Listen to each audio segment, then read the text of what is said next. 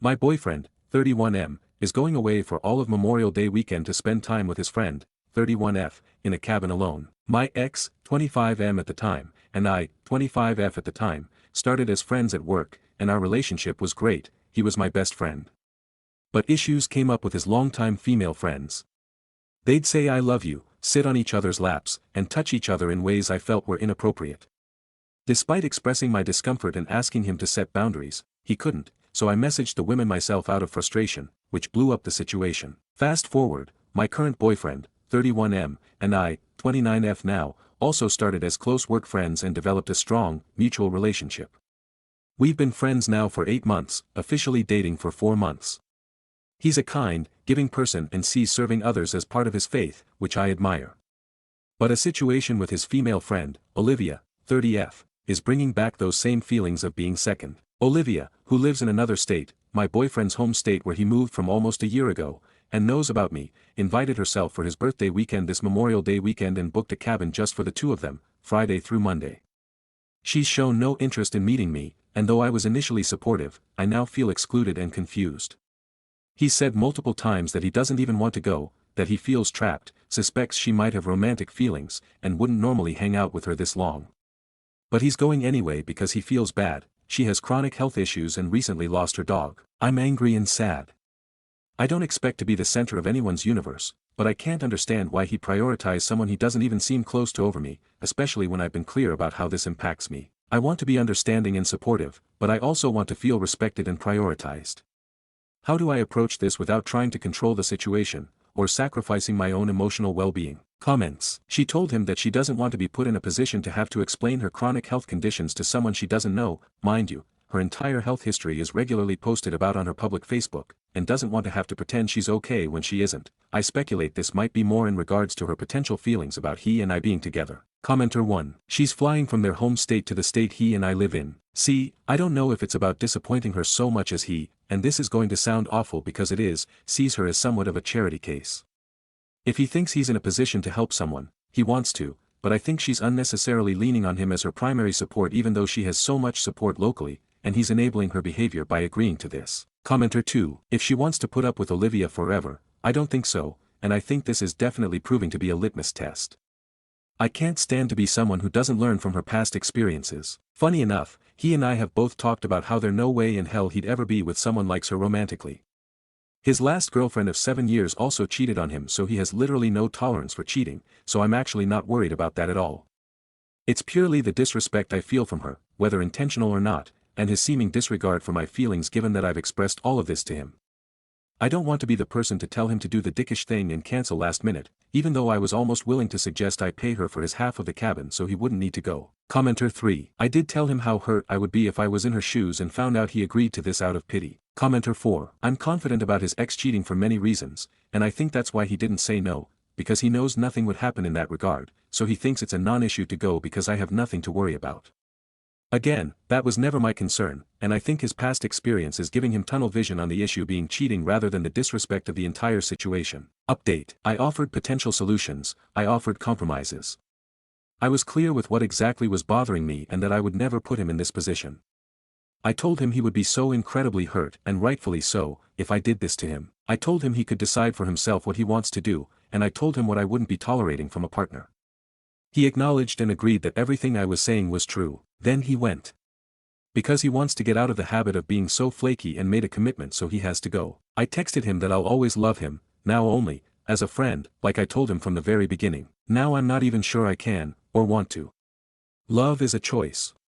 The opposite of love is indifference, and he's all but told me he's indifferent to me both as a partner and as a friend. Thanks for the tough love, Reddit.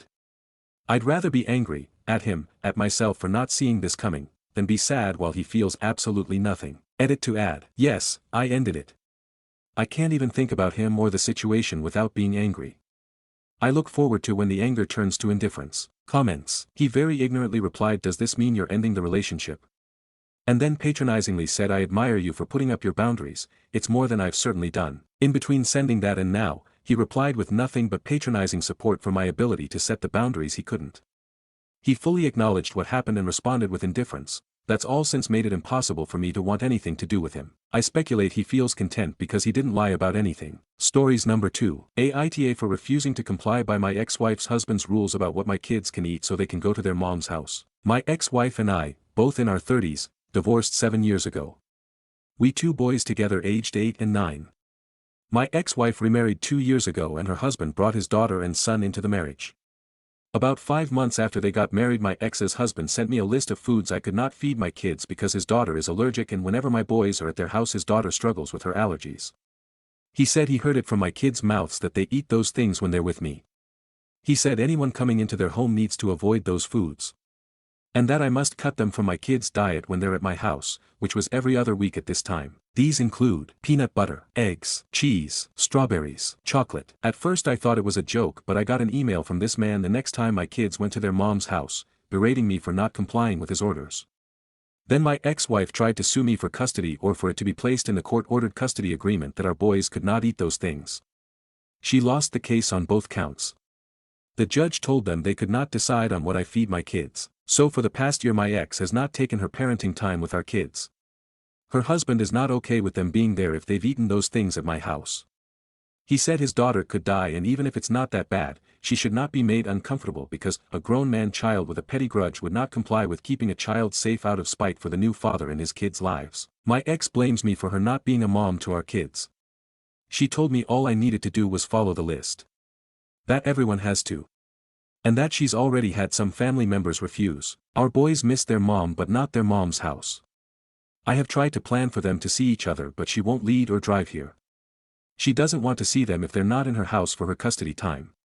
They're not welcome while they eat those foods. And I'm not depriving them of that stuff because this man orders me to. I have my boys in custody because of this madness. My ex didn't handle that too well, and she told me I'm being a dick and alienating the kids from her. She told me to follow the rules and let the boys have both of us. I just want to see what others outside of the equation will think. I have support from others. But these are people who know me. Stories number 3. Aita for kicking out my girlfriend's sister and her kids out of my flat after my girlfriend gave her the keys. People around me are saying I am an but I need the perspective of uninvolved people. My long-term girlfriend has my apartment keys, as I have hers. Only unspoken until now but always respected rule was, if you need to go to the other place, just send a text, hey, going to your place. Doesn't matter if the other is at home or even responds. Just simply to tell the other you will be at their place. I was supposed to be away 700 kilometers from home for 2 weeks for work-related stuff, but 4 days in and our instructor got into an accident. Work tried to find another one, but no such luck on very short notice. They decided at like 10 p.m. to get us the first flight home the next day at like 6 a.m., pay us the overtime and the next day at home, then resume our normal work schedule. So I get home the next day at like 9 a.m., send a text to my girlfriend to tell her I am back. Getting to my door, I am very confused hearing children screaming inside since none of the people who have my keys have low kids like that, my brother and my girlfriend. I thought I got squatters or something. Opening the door and I see my girlfriend's sister's kid running around after a shower, putting water everywhere. Plates of half-finished ravioli on my living room ground. Their suitcases opened in the entrance. I get inside and see the husband on my couch trying to hook up my PS2, that he must have digged out in my storage room. Getting into a verbal argument with him trying to understand why the fuck they are here. Said my girlfriend told them they could get my flat for 2 weeks while I was gone, they wanted to visit the city for a bit, go to the beach. My girlfriend sent me a text while I was arguing, telling me, oh okay, by the way my sis fam is at your flat. I admit I blew up on him and the sis who left my bedroom in the meantime. Told them to leave immediately. They argued quite a bit, my girlfriend called her sis, then sis put up the speaker so we could all hear, and she said I was embarrassing her, that she told them they could use my place for a while. I threatened to call the police, also asked my brothers to come. They left while cursing me to their children, telling that holidays are over because the mean little sister's boyfriend cast us out. I have now all of my girlfriend family on my back, and even some of my own family, saying I could have stayed with at my girlfriend so the kids could have some vacations. Also, they have read my doctor prescription papers, I put them in a specific order, and it was not the same, and obviously took some of my prescribed meds, opened a box of benzodiazepine. Aita for making them leave. We pretty much stopped talking about anything else with my girlfriend. I feel like I am being gaslighted. I would never invite people to her apartment like that, especially without telling her. It seems so disrespectful. Am I going insane? Relevant comments. Commenter 1. The proper way to do it was GF stay at your flat and let them move into hers. That way, she takes the brunt of the invasion of privacy and damage. But definitely, she kept it from you and planned their trip to coincide with yours. This was intentional and your NTA. She and her family owe you a huge apology before you get over this. Do not let them walk all over you. This is the hill to die on. Reply, I live in a 2-bedrooms flat, her place is a 1-bedroom. Guessing that's why she didn't do that. Only a guess since I have not managed to get them to calmly explain what happened, instead of the absolute chaos that is unfolding in the past few days on WhatsApp. Commenter 2, NTA. Report them for the stolen medications to the police and to whoever looks after children there. You don't know if they took the meds, sold them or if the kids took them. Also report anything else stolen and send a letter before action for the cleaning bill and costs to replace anything stolen or broken and the cost of new keys. Commenter 3, breaking in here, apologies, to encourage OP to report your stolen benzos. I'm a retired psych nurse. If I had a dime for every patient that came back days after being discharged with a month's supply of benzos, Ativan, Xanax, Librium, etc., saying they were stolen and demanding more, I'd be rich. Trust me. Without a police report, you're likely going to be SOL until it's time for a refill. Saying meds were stolen automatically makes providers think you're abusing them whether you are or not. Reply, I don't know if it is possible, they have taken it as in consumed, not taken the box. I still have the pack blister pack, not sure of the English name, but it is missing 5 pills. I don't know if it can be taken seriously by the police or if they will care. Commenter 4, this is a major crime and absolutely should be prosecuted. Benzodiazepines are absolutely mandatory for those who need them. There are no more effective meds for rapid disabling of seizure, panic attack, and serotonin syndrome. Running out of supply before the next refill can place someone into discontinuation syndrome, which can and does kill. These parents committed theft to facilitate recreational drug abuse.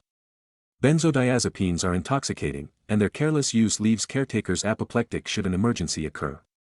This is the zenith of reckless endangerment. Benzodiazepines are difficult to obtain even for those who need them. Reply, I am lucky to not need it daily constantly, I usually get 1 box a month and use it as I see fit, 1 or 2 pills on bad nights, and 1 box is more like 1.5 month or 2 months when I am okay. So I don't go and get my refill each month. I will be fine even without the 5 pills. Commenter 5, you feel like you're being gaslighted because you are. You're NTA, but why are you still with this woman? Reply, because this is so different from her usual behavior, she never shown me that kind of entitlement before. I do believe that our relationship is over after such a breach of trust, but I am willing to hear her out at least, when they will stop insulting each other, shifting the blame about the house and the stolen meds. I do need to know why would she do something like that.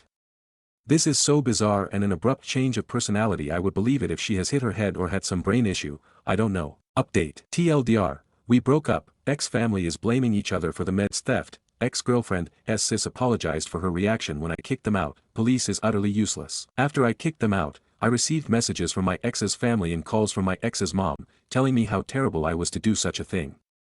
I had to set the record straight because my ex omitted to tell her mom that she did not inform me of their planned vacations in my flat. When it got around, they changed tactics and told me repeatedly that, while she shouldn't have done it, I was even worse because I ruined the sisters' kid holidays, and that I could have been the bigger person and stayed at my ex place until they left. 2-3 days later, I discover that someone has read my prescriptions and opened my next box of benzodiazepine and took out 5 pills. I assumed it was the sis and her husband, that they got high on it.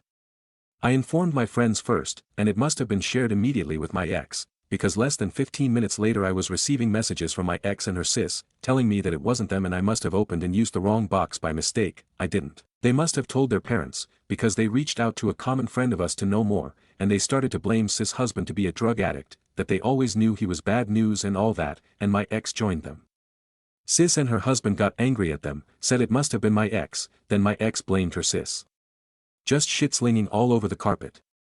Sis even told her parents about how my ex did weed a few times in parties at university more than 10 years ago, lol. At least they left me alone while they were blaming each other. Then after a few days, got a call from the sis, who apologized about her reaction when I kicked them out.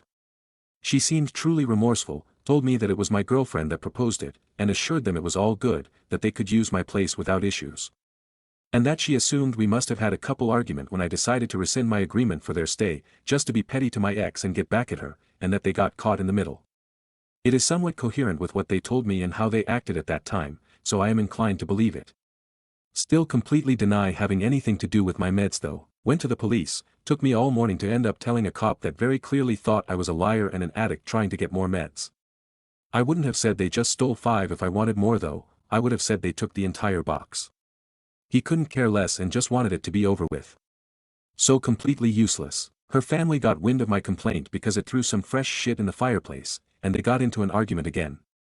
Apparently her family decided that the most recent perpetrator is my ex, and she blocked her mom and her sis. I don't know much more. Also, we broke up in the meantime. I tried to get an explanation for her disrespectful attitude but I was stonewalled completely. It was always how could you do that to me or just ignoring me. When told her that we were done, she sent me a picture of my stuff at her place in a bag already by her entrance, and she sent a list of stuff she wanted back. No emotion at all, no apologies. Just coldness. I guess you never truly know someone. Well, I think I've told most of what happened since then, except that my anxiety is through the roof and I have to take meds more often now. I want to thank all the people who answered. I didn't expect, nor wanted, to be truthful, so much attention. A lot of them were great advices.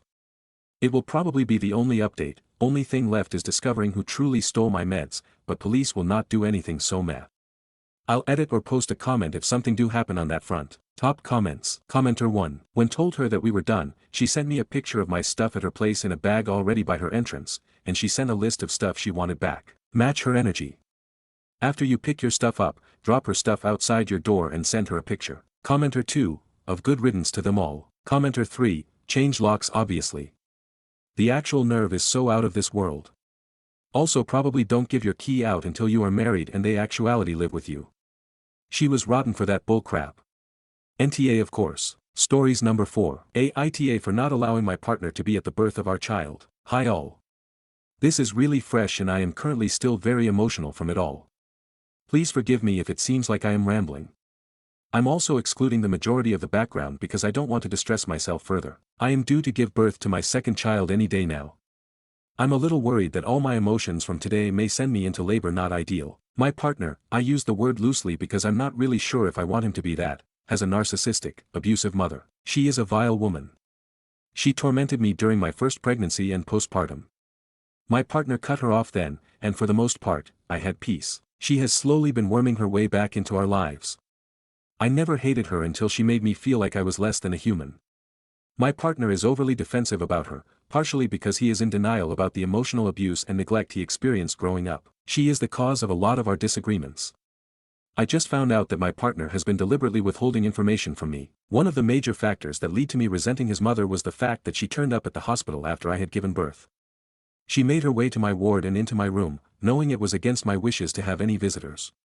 She had argued with me about it for months. It turns out he knew she was coming. He knew and didn't say anything. He told me less than an hour ago. I am so hurt by him. I feel betrayed. My family were incredibly angry with me because they thought I prioritized my in-laws over them. They had been told I did not want visitors and were happy to respect my wishes. I don't blame them for feeling slighted. He prioritized his mother over my wishes. Over my needs. He let my family blame me and said nothing for over 2 years, knowing he could have prevented it. I have told him he cannot come to the birth of our second and that my firstborn and I will be leaving once I can pack the things up. She told me that she did not care about my wishes. She told me how her happiness mattered more than mine. She told me that my stance was ridiculous and that she needs to be there to meet her baby. She told me that wanting space to adjust was unnecessary. She told me that I was being delusional to think I could keep her away. He knew about all of this. He knew and he still gave her what she wanted. He knew about this and lied to me. I cannot trust him to be at the hospital with me. I do not want to see his face as I am having my surgery. I do not have anyone else, but I'd rather be alone than be with him. Does this make me TA? I feel awful for even wanting to do this. This has devastated me. ETA. All the stuff she said was when I was pregnant with my first. I had antenatal anxiety and she used this against me. She would trigger attacks and then call me mental in order to get her to side with him. He was not sure what to believe and cut her off because he did not think I was lying. She works at the hospital where I had my baby, doctor. I did tell the staff about the no visitors rule, but she can bypass it with her access card. I'm not sure if he kept quiet to avoid a scene in front of colleagues. He also works there. The fact they argued made me think he didn't know and she did it because he went LC. I cannot change hospitals because I am high risk and under the care of specific doctors. My plan has been created, and I have to stay put. ETA 2. For those requesting I report her for accessing my records, it has already been reported and is being investigated. In terms of reporting her accessing my room, I will speak with the hospital in the morning. Update. Aita for not allowing my partner to be at the birth of our child. Firstly, I contacted the hospital about my upcoming admission. I was redirected to a safeguarding line and explained the situation. They have confirmed my file is still showing as locked and have taken her details in order to ensure she is prevented access to me. I'm not sure if this will guarantee she stays away, but if she doesn't, I will not be accountable or to blame for the consequences of her actions. Secondly, I did contact the hospital about the previous incident. They are being shifty to say the least. They do not want to take the complaint because I should have contacted them there and then, which I have already explained. It was then that they did not want to take it because a member of staff was involved and that wasn't what they deal with. I have been sure to get their refusal in writing. I was passed around to various other departments. One has agreed to look into the previous incident if she violates my request a second time. Thirdly, I have spoken to my lawyers about quite a few things. I have sent everything to my lawyer and they have agreed that the hospital are in the wrong. I cannot disclose them on here, but now everything is being set in motion. Finally, this is the update that will get a lot of backlash from most of you. My MIL has my hospital date. She sent a message stating that she found it out from someone she works with. They were named in the message. I'm not entirely sure why that person had it to begin with. There was also a mention of how she will already be working on that day. You can pretty much guess where this is going. I cannot do anything about it this weekend, but I will be contacting the hospital and my lawyers on Monday. I'm not sure if I missed anything. My brain is sleep deprived right now. I'll add it if I am reminded or suddenly remember. ETA, covering some repeated mentions again. I'm British. Some stuff you all are saying applies, some does not. I appreciate it, but my lawyers are on top of everything and I have been sending the necessary documents, etc. Hospital change is not an option. As per the previous posts, this is the best hospital for me to be at. If anything were to happen, I would be transferred back there either way. Hospitals here are in trusts. She can access both that offer maternity services, and the others are too far for me to get to. To be strictly clear, my partner did not tell her my date. I know I wrote it above, but some comments are still suggesting it was him. It was definitely not. She sent the name of the person in the messages she wrote to him. This person is from her department. I cannot remember her exact job role but I know she is in a senior position. ETA 2, I knew I forgot something. My aunt is trying to swap her shifts at work to be with me. My issue is that I do not really want anyone with me during the actual surgery. The only person I would want there is my partner. Right now, still a massive NO from me, and he is respecting that. My mother would faint. She couldn't even look at the pictures of my firstborn if he had not yet been cleaned up. Post-surgery, I won't be able to walk and will be a sitting duck. This is when my MIL is most likely to make her appearance. I hope she has sense enough to stay away this time, but I am a realist.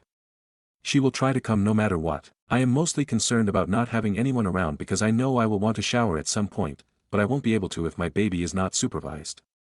I will have 2 private nurses, but I know they are not people I can realistically trust to confront my MIL if I am not present. Some have suggested doulas.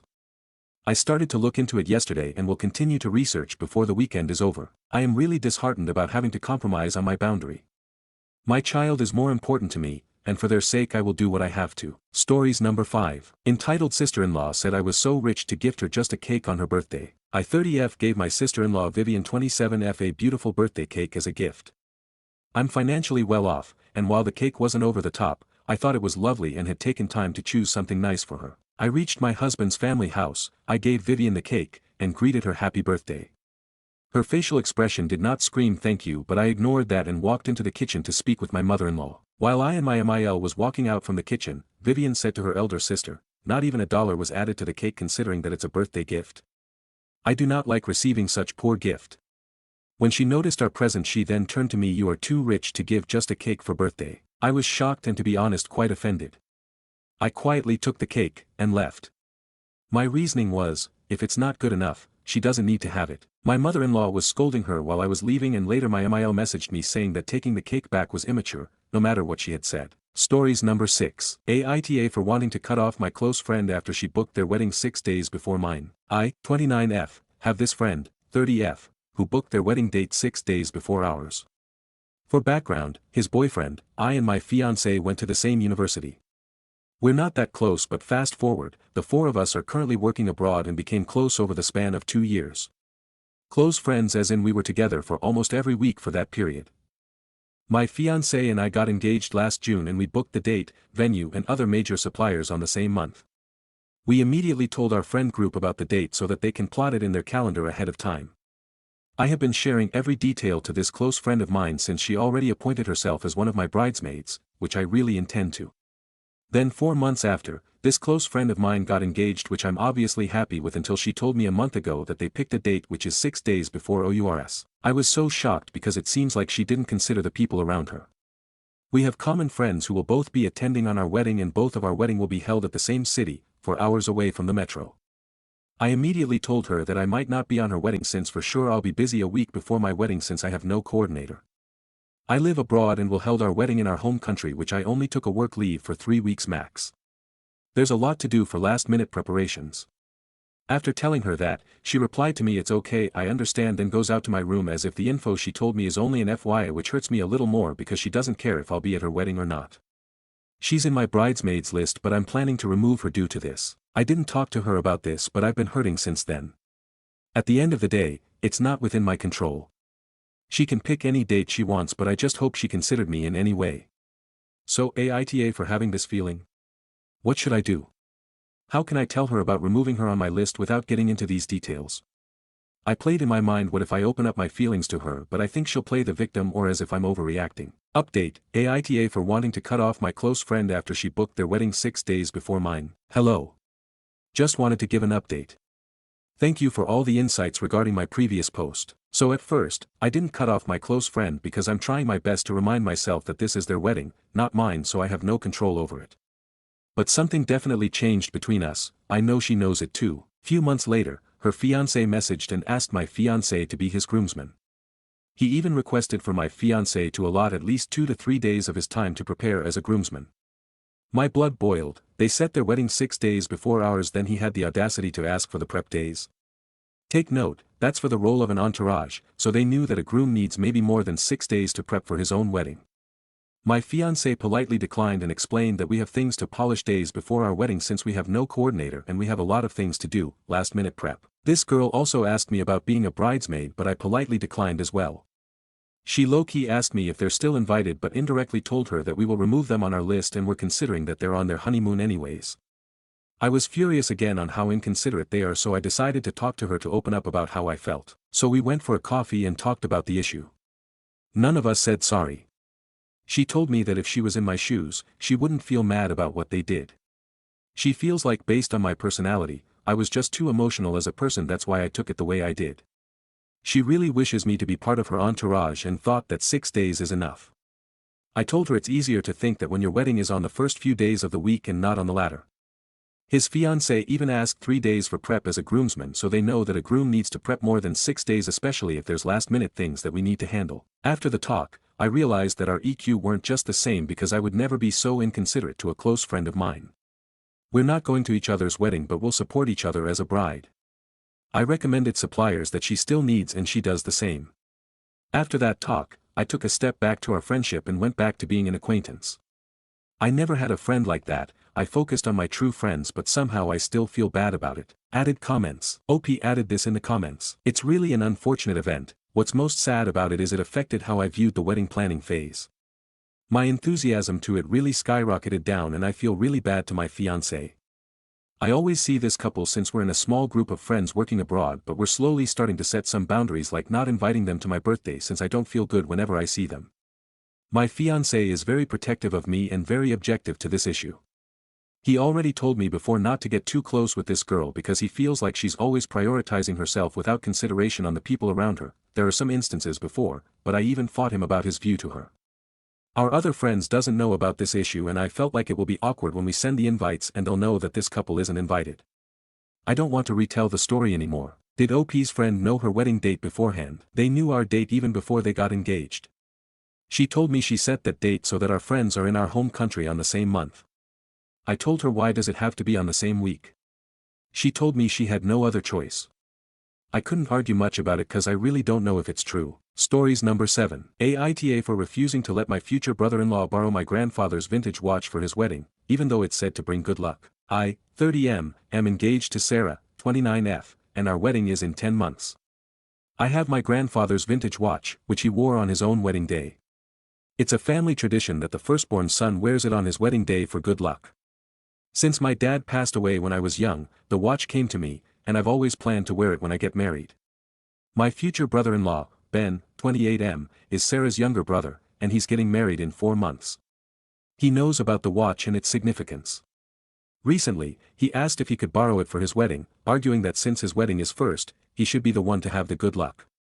I told him no, because I want to honor the family tradition and wear it myself. Ben was upset and told Sarah that I'm being selfish. Sarah is caught in the middle. She understands my attachment to the watch but also feels for her brother. Now, her parents are saying I should let Ben wear it first, as it's just a watch and traditions can be flexible. I really value this tradition and the memory of my grandfather.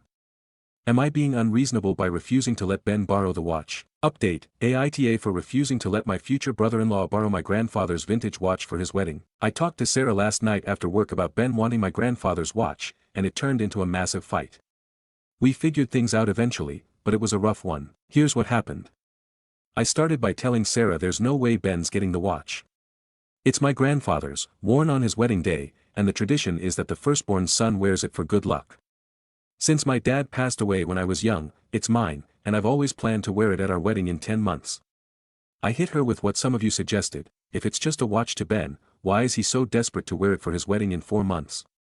She got heated, saying Ben's freaking out about his wedding and thinks the good luck will make it perfect. I called that straight up entitled. Ben's got no claim to my family's heirloom, and I'm not handing it over. Then I went in on her for not having my back, like a lot of you pointed out.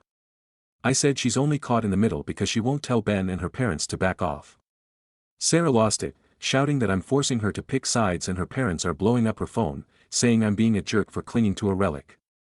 That set me off. I yelled that it's not a relic, it's all I have left of my dad and grandfather, and if she can't see that, maybe she doesn't care about me. She snapped back that I'm fixated on a stupid tradition and making her family feel like garbage.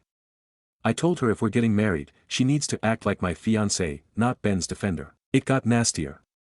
I said I will lock the watch in a safe because I don't trust her family not to misplace it, and she flipped, screaming that I'm calling them thieves.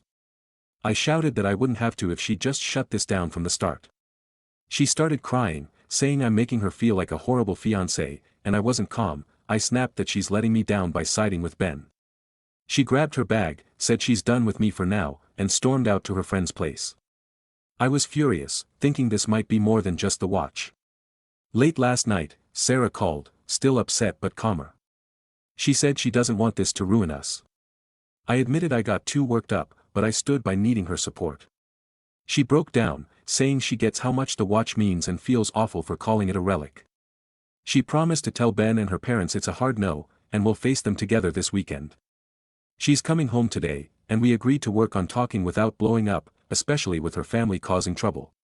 To keep things cool, we're considering getting Ben a nice watch as a wedding gift, so he's got something without touching mine. Stories number 8. My best friend is gonna be a dad in the same time than me and I hate it. I feel like a terrible person for feeling that way. I hate everything about and it makes me a very bad friend. Here is some context. My friend and I always had the same interests in many things. He also always had a financial situation better than mine, and loves to have nice things. This creates situations where whenever I have something, he has the better one. Like, for example, I just bought a good computer, a couple months later he shows up with a better one. A nice great camera with a nice lens. He'll get the newer more advanced one. Anything I'll have he'll have it too, but just better. I don't want to believe he does it on purpose, we just have the same interests and he has more money, so it does just make sense. Anyway, this became a running joke between my wife and I for a long time. I was having a successful relationship with her, and he was struggling to keep a girlfriend. So when he finally found the one, 10 months ago, we joked about it because she was a single mom with had a 5-year-old daughter. So we joked that okay, he had to one-up you on this as well, you're married to me, so he had to find someone that would push him to the next step immediately. And so that was the joke for everything, and it was just a joke. When we decided to try for a baby, we joked about it too. You'll see that when I'll be pregnant he'll show up with twins. Well, you read the title. When I knew I was going to be a dad, I was very excited and I told him the news. I was feeling great about it, I was thinking this would be an amazing moment. Him and his girlfriend asked question, she gave us advices, they were great. And at some point, well, he or she is going to have a friend, I guess. And now I hate myself for the following: I was crushed inside. It was no longer a special announcement, it became another thing we'd have in common. I stayed polite and played along, but I was not happy at all about it. They didn't plan to do it. They didn't do it just because we wanted one. It just happened, and yet I have this feeling that it's exactly what happened. He went in his 30s with no stable relationship, met someone just to move in with her kid 3 months later, then have a kid with her not even a year into their relationship. I hate every single word that I wrote in this post. Since he announced the news to me, I don't want to speak about it at all with him, I barely want to talk to him, and I'm just focusing on my wife and my future kid. I put all my energy into her. Just I don't have anyone to share my joy with now, and it's my fault. Now, he comes up to me telling me everything he plans, the shopping he's gonna do for the baby, the doctor's appointments, and I don't want to tell what I'm doing or what we're planning because that's gonna be something he'll compare and comment about.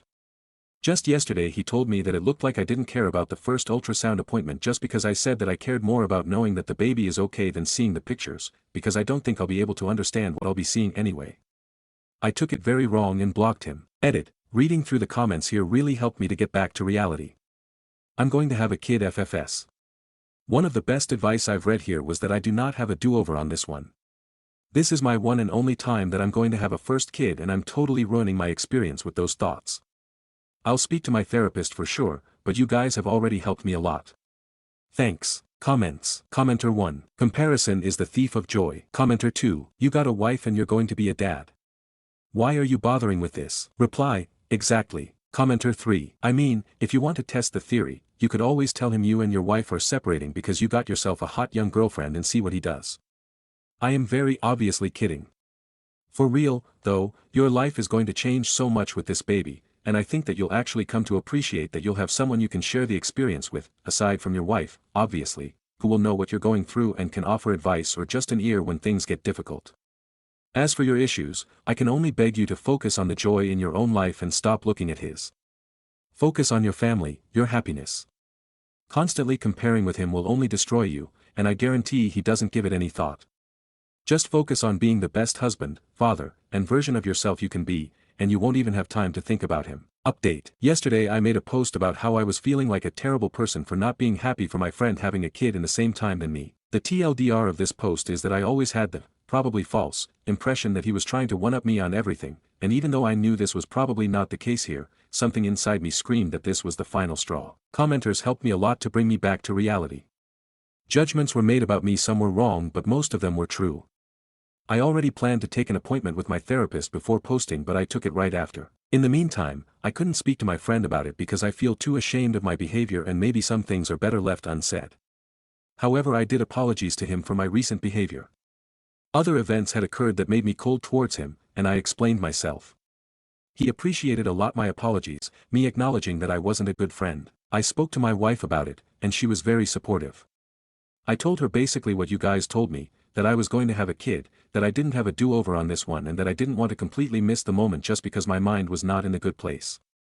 I told her that I booked an appointment to the therapist in order to refocus on our kid, and she appreciated this. Even though she wasn't as brutal as you, she agreed with all of your advices. She didn't see the post, I just told her the lessons I learned from it. Also, yesterday something very important happened.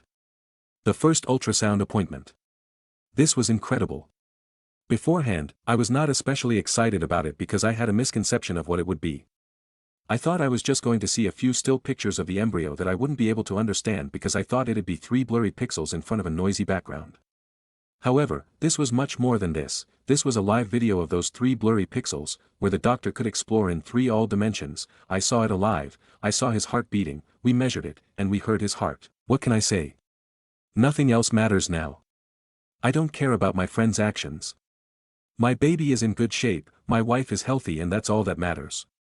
He's the only thing in my mind now, after the echography. I'll still go to my therapist, but the heartbeat I saw and heard yesterday already accomplished so many things. Thanks for you, honestly, thanks for those many quotes that I'll remember. Sometimes we are not the good person in the room, but we can try to be better. Comments. Commenter 1. Enjoy being a dad.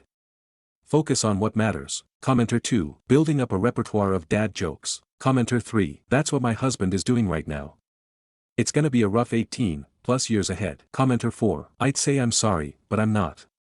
I'm dad. Reply. I need you to coach me. Commenter 5. First off, you need to have an unbearable need to be the funniest person in the room. Commenter 6. You are going to need to go to Google and look up dad jokes. It's practically the law. Congratulations to you both. Stories number 9. Aita for refusing to give up the master bedroom to a friend's boyfriend during a group cabin trip. My friend group, me, 26M, my girlfriend, 25F, and friends J, 25M, Eva, 26F, Liam, 25M, and Frank, 26M, has a tradition of renting a cabin every summer-winter. The cabin has a master bedroom, double bed, a twin room, 2 single beds, a loft, 2 single beds, and a pull-out couch in the living room. My girlfriend and I have always paid extra to use the master exclusively. Everyone else shares the remaining beds, and Eva usually takes the couch since she snores and doesn't want to room with a guy. This year, Frank asked if his boyfriend Ed, 28M, could come with us. None of us hadn't met him, but Frank said he'd cover meals to make up for the cost. Ed seemed nice at first and paid for dinner the first night, which was cool. Problems started when we got to the cabin. Ed said he and Frank wanted to take the master bedroom. I told him, maybe a little harshly, that my girlfriend and I usually use it since we pay extra. Ed said he didn't get what the big deal was and that we could sleep in one of the single beds or the couch.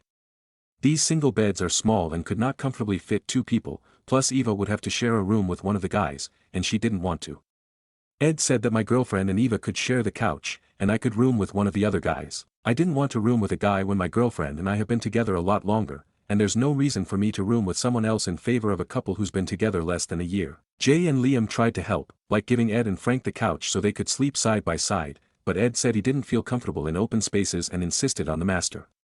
Ed and I argued more, and he called me homophobic, saying I didn't support his and Frank's relationship by not letting them share a room. I was about to shout when my girlfriend shut me up and told Ed we'd take the couch. We didn't see them much the rest of the trip. I mostly hung out with my girlfriend and Eva on hikes. Ed and Frank used the master and left a few days early. My girlfriend Jay, Liam, Eva, and I have been talking about what happened. Jay supports me, but Eva and Liam said I made a huge deal out of nothing and that letting them have the master for a week wasn't a big deal. Even my girlfriend says I took things too far by keeping everyone up. I'm still pissed about being kicked out of the room, but I think I might be asshole because it was late and everyone wanted to sleep, but I kept dragging out the argument, and I didn't welcome Ed after he argued with me. TLDR, I didn't want to give up the master bedroom, that my girlfriend and I pay extra for, to a friend's boyfriend on our group cabin trip. Some friends say I overreacted and should have just let them have it to keep the peace. Update, Aita for refusing to give up the master bedroom to a friend's boyfriend during a group cabin trip. I had some people ask, so I wanted to update. Thanks to everyone who commented. I realized I need a bit of distance from this group for not having my back. On the money issue, I spent some time trying to work out the cost breakdown since many people asked about the numbers. All prices have been converted to USD. The total cost for the 7-night cabin stay was $1,744. My girlfriend and I covered half of that, 3.5 nights, and the other half was split between Frank, Liam, and Jay. Eva paid for gas, she drives a van for work, so she drove us all up, which came to $199.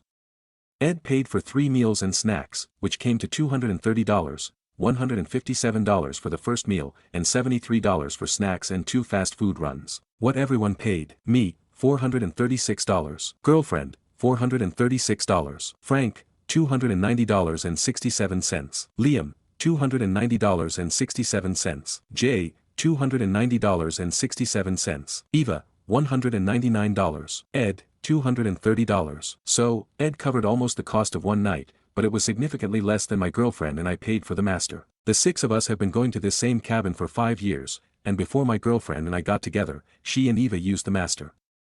The others are more than welcome to use the master if they pay what my GF and I do, which I see now might not be super fair to them since we're the only couple in the group, so that we can afford it more easily. Like many said to do, I texted Frank and asked him to pay me and my girlfriend for one night stay on the trip, $290. It might have been a little under, but I didn't want to argue anymore, and my girlfriend told me to sort this out and drop the issue. Frank paid me a few days later and asked if we could meet so he could explain what happened at our local bar. I was to see Ed there when my GF and I arrived. It took some time for the conversation to start, but Ed eventually told us his relationship with his parents has been rocky due to his sexuality. A few months before the cabin trip, he brought Frank home to meet them for the first time, and his parents made them sleep in separate rooms. Ed said his folks implied that he and Frank would be kicked out if they didn't.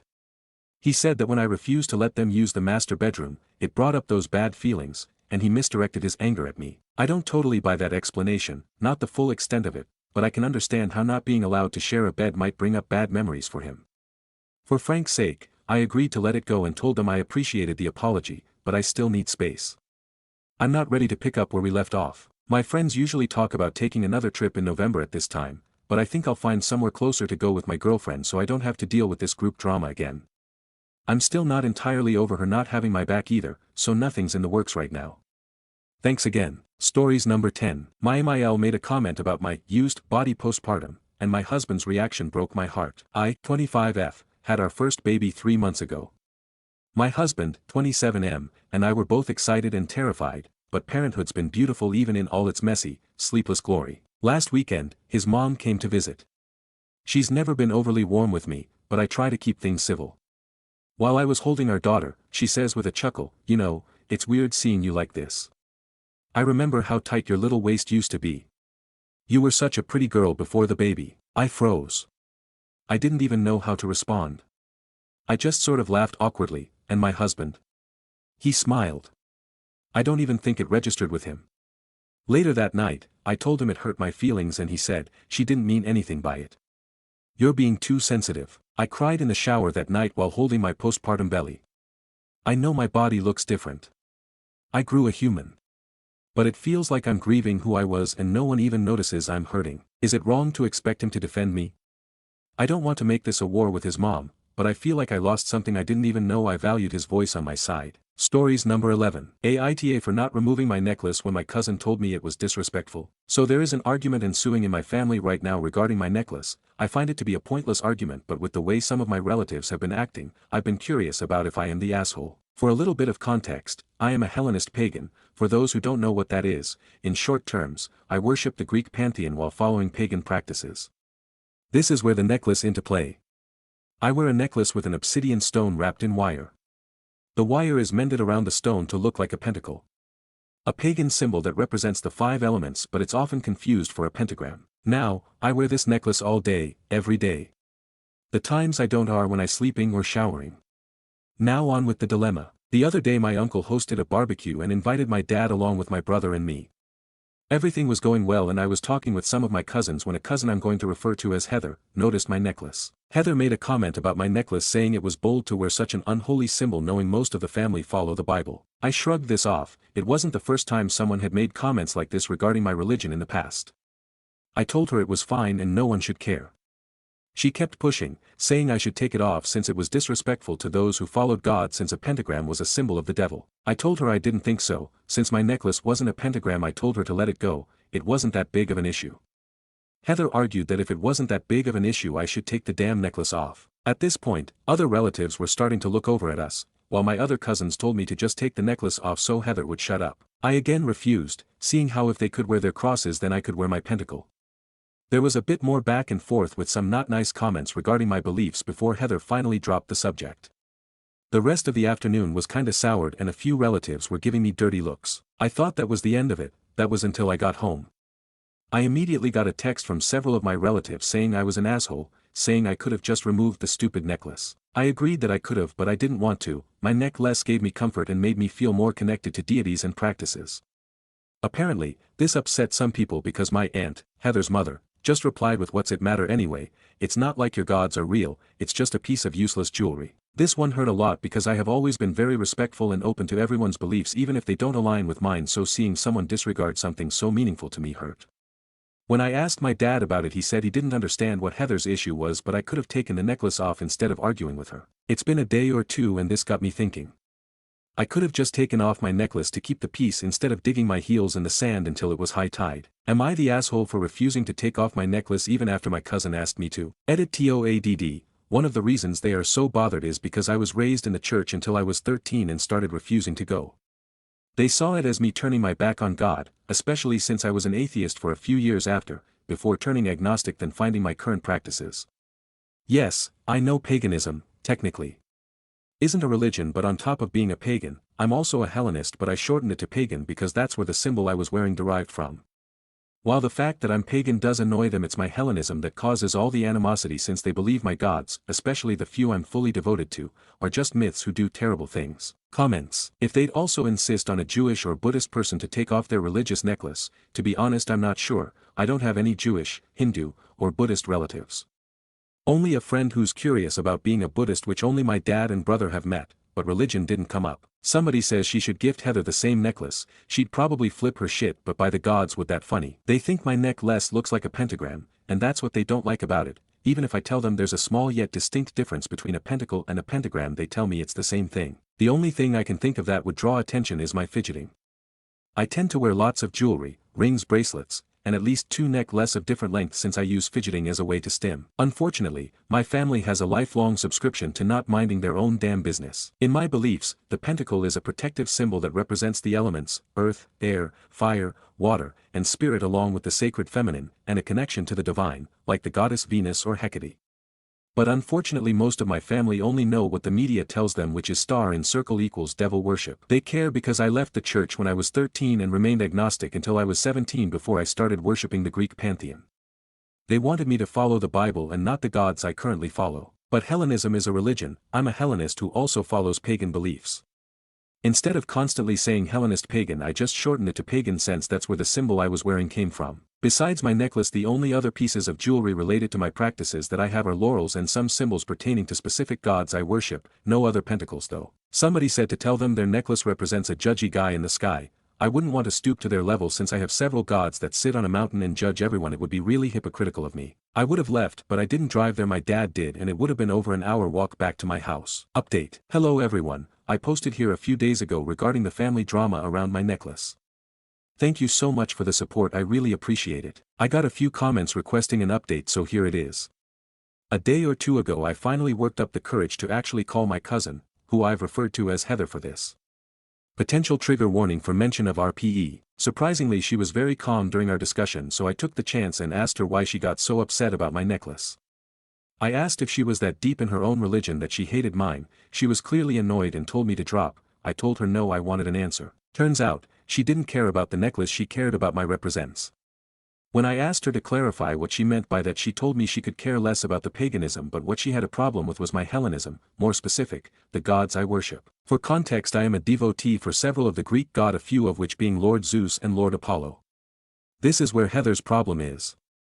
She brought up how at the barbecue, when everyone was talking about the storms we were having, I made a joke saying looks like Zeus is finally giving us a break, while I was fidgeting with my necklace. To say I was surprised was an understatement. I was sure that she was just being a loving Christian, and I truly thought it was an issue with changing religions.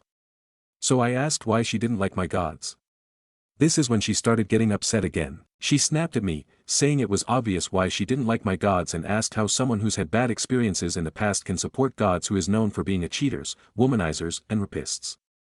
She told me I was a traitor as a woman and horrible person for worshipping someone like that. My flabbers were gassed. I took a few seconds to calm down and take a deep breath before I explained to her that the gods were portals of how things were during that time of worship. Ancient Greece wasn't very good to women, so that was reflected in the gods. She just got annoyed with me, saying that it didn't make what people believe the Greek gods did right. I just said I understood her view on things, but I asked her not to disrespect my gods even if they have done some bad things in the myths and portraits, especially since her god is no saint either. That clearly upset her and she hung up on me, not before telling my gods were worse while calling me a rapist supporter. That hurt a lot more than anything else she'd said before. While I understand how someone who's only heard the bad about the gods could find it vexing that they have devotees. I will admit, after the call with my cousins I went to the altar and left some food offerings as an apology before going to bed, though I didn't sleep much due to what my cousin said. This was a bit of a weird update, and it wasn't what I was expecting, but now I know she doesn't care what I chose to worship, but who. Thank you all for the support on my last post, hope this sheds some light on the situation. Stories number 12. Aita for retaliating against one of my bullies for something he repeatedly did to me. In 1997 and 1998, when I was 13 and 14 respectively, for utterly no reason other than the fact that I was the only half-Australian boy in my school, in the city of Ipoh, state of Perak, country of Malaysia, and didn't speak Mandarin fluently, everyone in my class, and the class 1 year senior to mine, decided to pick on me. I was literally the living definition of underdog and outcast. Any type of bullying, you name it, I suffered it. Pinned to the ground and punched. Got that. Water balloons on me out of nowhere. Truly well versed in that kind of suffering. A fistful of chalk dust in my face. Yeah, nothing new. Slam was, of course, one of my tormentors. He had a special bullying move of his own.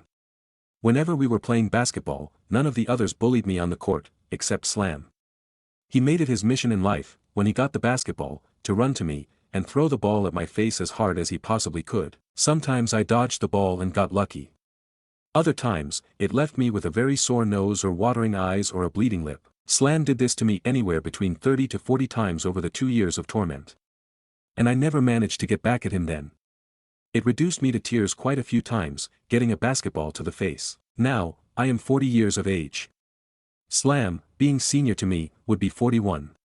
As luck would have it, as I was perusing a sports goods store in one of my city's malls, I saw Slam working as the manager for that store. I know, be the bigger person, put it all behind you, let bygones be bygones, that's all excellent advice. But I couldn't help remembering how this person had made my life living hell in 1997 and 1998. The fury and hurt of the past just bubbled up despite 26 years of time separating it. I walked up to him. Of course, he recognized me, and started acting all affable and friendly, asking me if there was anything I wanted. I calmly told him I'd like to see basketballs. Off he went and got a fine Spalding NBA ball for me. Once it was in my hands, I calmly and clearly stated, "Hey Slam. This is for 97 and 98, and with all my strength and a hatred I didn't know still existed in me, I flung the ball at him. It caught him full force in the face. To say he was shocked was the understatement of the year. I ran off as fast as I could and didn't stop until I got to my car. I felt fulfilled, like I got back something I was owed after 26 long years. However, my mother calls me vindictive and evil. My wife, meanwhile, chided me for not being able to let go of the past. My aunt also said holding on to grudges like that will only kill you faster. Relevant comments. Commenter 1. I mean, this is fucking hilarious but not the best way to handle the situation. If you would have verbally confronted him, maybe he would have even apologized. We all did things we regret as kids. Reply. Not sure if he would have apologized. Out of 23 tormentors, only 2 have ever apologized to me. One did so and even accompanied his apology with a gift, a bottle of red wine. The other just said his sorries, but I accepted it. The rest? The few times I bumped into them, they never seemed to recall that they were part of the group that rained hell down on me in 1997 and 1998. Commenter 2. Not sure about but certainly childish and a bit of a bitch honestly. I mean, it'd have been one thing if you stood your ground and finished the confrontation, but you ran out of there like a frightened cat, so exactly what you proved to Slam is something you should ask yourself. Reply. I admit, I probably should have stood there and took what was coming to me, and maybe even fight it out. But fight or flight response took me, and my brain decided on flight. Cowardly. Now looking back at it, yes indeed. I agree with your response. Commenter 3. You're a coward. You literally hit and run. There isn't anything to be proud of as you didn't finish what you started. Reply. I can admit the hit and run wasn't ethical or fair. But how about the times these 23 thugs ganged up on me, totally 100% secure in the fact that they were invincible because it was 23 against 1. Update. Alright, I know it's been almost a year, but I finally decided to go and resolve the situation. Opinions were divided on my original post. Some called me an for taking out my trauma for being bullied, so many years later. Others said while I was an it was justified. Still others said, no excuses for bullying, my former bully who I named Slam in the post, deserved it. Well, I decided to give the matter closure anyway. I decided to go and find Slam at the store, talk it out and resolve it earlier today. I went to the store after lunch, and Slam was doing his rounds, inspecting the sports gear. He looked surprised to see me, and I raised my hands and told him I wasn't coming to cause trouble, but I wanted to talk things out. I didn't mince my words, I started off with a direct apology. I'm sorry for hitting you in the face with that basketball almost a year ago. I have no excuse, I was angry and let past anger just overwhelm me. I failed to control myself, it was my fault. He shook his head and his response surprised me in turn, as he said, I have no excuse also. I remember what I did back then, and I really was a jerk. One hit in the face, I think I got off easy. Then the biggest shock of all, both of us laughed at that. Slam then said, look, come with me for a coffee. It's on me. I don't know how to patch up everything I did to you, me, and the other guys, back then. But maybe we can have a coffee as a start. I accepted. We went to a cafe in the mall after Slam instructed the supervisor under him to take charge while he was away, and we talked. I showed him some pictures of my family, and he showed me pictures of his. He was glad to know I was in the tutoring industry, and even said that he might send his oldest child, 6F, to me for tutoring. We also found out we enjoyed some games in common, namely, Borderlands 2, Diablo 3 and Doom 2016. After the coffee he went back to his work and I headed to my car, on friendly terms. So, yeah, nothing dramatic or surprising, but a dignified and polite resolution to the matter. I was finishing up preparing my tutoring notes tonight, and thought that I'd post this update, just in case anyone was wondering if the matter unfolded any further. Well, it's done and over with now, and I'm glad to say the shadows of my past have grown a little less dark now. Stories number 13. Aita for refusing to pay my cat sitter. I, 29F, have an 11-year-old calico named Daisy. A year ago, I moved a few hours further from home for work, which came with the issue of needing to find a new sitter. My fiancée, 34M, and I were lucky to find somebody pretty quickly through a pet sitting app, but she ended up being unavailable during the week of our trip. This came up over dinner at my sister's house, and her daughter my niece suggested her cousin, Bil's family, Ava, 18F, saying she's been looking for some side jobs to make money before she goes off to college this fall. I contacted Ava and she accepted the job. I invited Ava over a couple days early so she could meet Daisy and get acquainted with the space.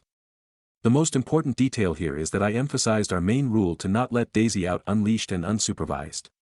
I showed Ava the harness and leash I used to take Daisy on walks, explained the risks of letting her out unsupervised, and she seemed to understand.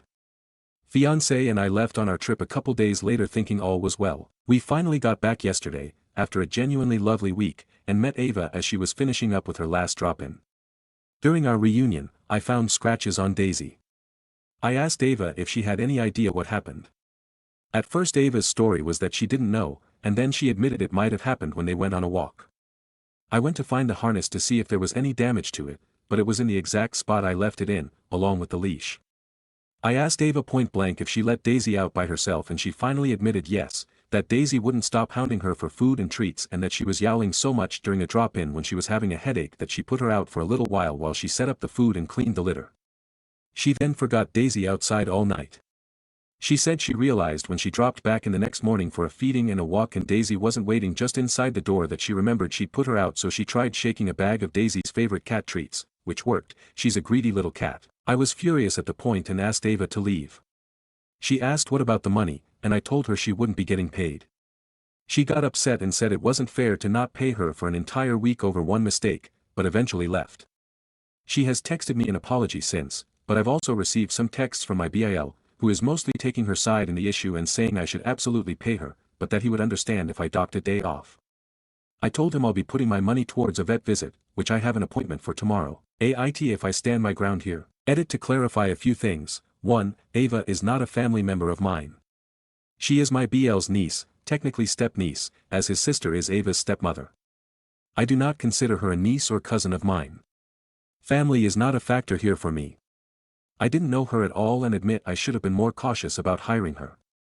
BL said she was a very good responsible kid, and she had done some pet sitting jobs before, so I thought everything would be fine. Won't be making that mistake again. 2. To those suggesting I still pay Ava, but dock the vet bills from her pay, if I do that it will result in her owing me. I do not want to pursue legal action or try to get any money out of Ava.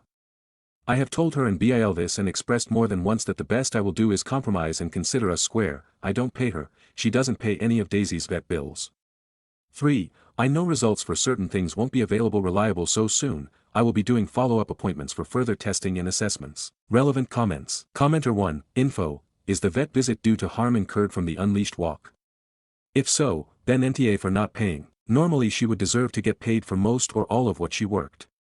But if she intentionally disregarded your clear instructions and that caused damage, then it's fair for the cost of the damage to be deducted from the pay. Reply, the vet visit is for the scratches I found on her, yes. I want to make sure they aren't infected and that she didn't contract anything. I'm honestly not sure how Ava didn't notice them, or if she just thought she could get away with it. They had dried blood stuck to them and they were 2 to 3 inches in length.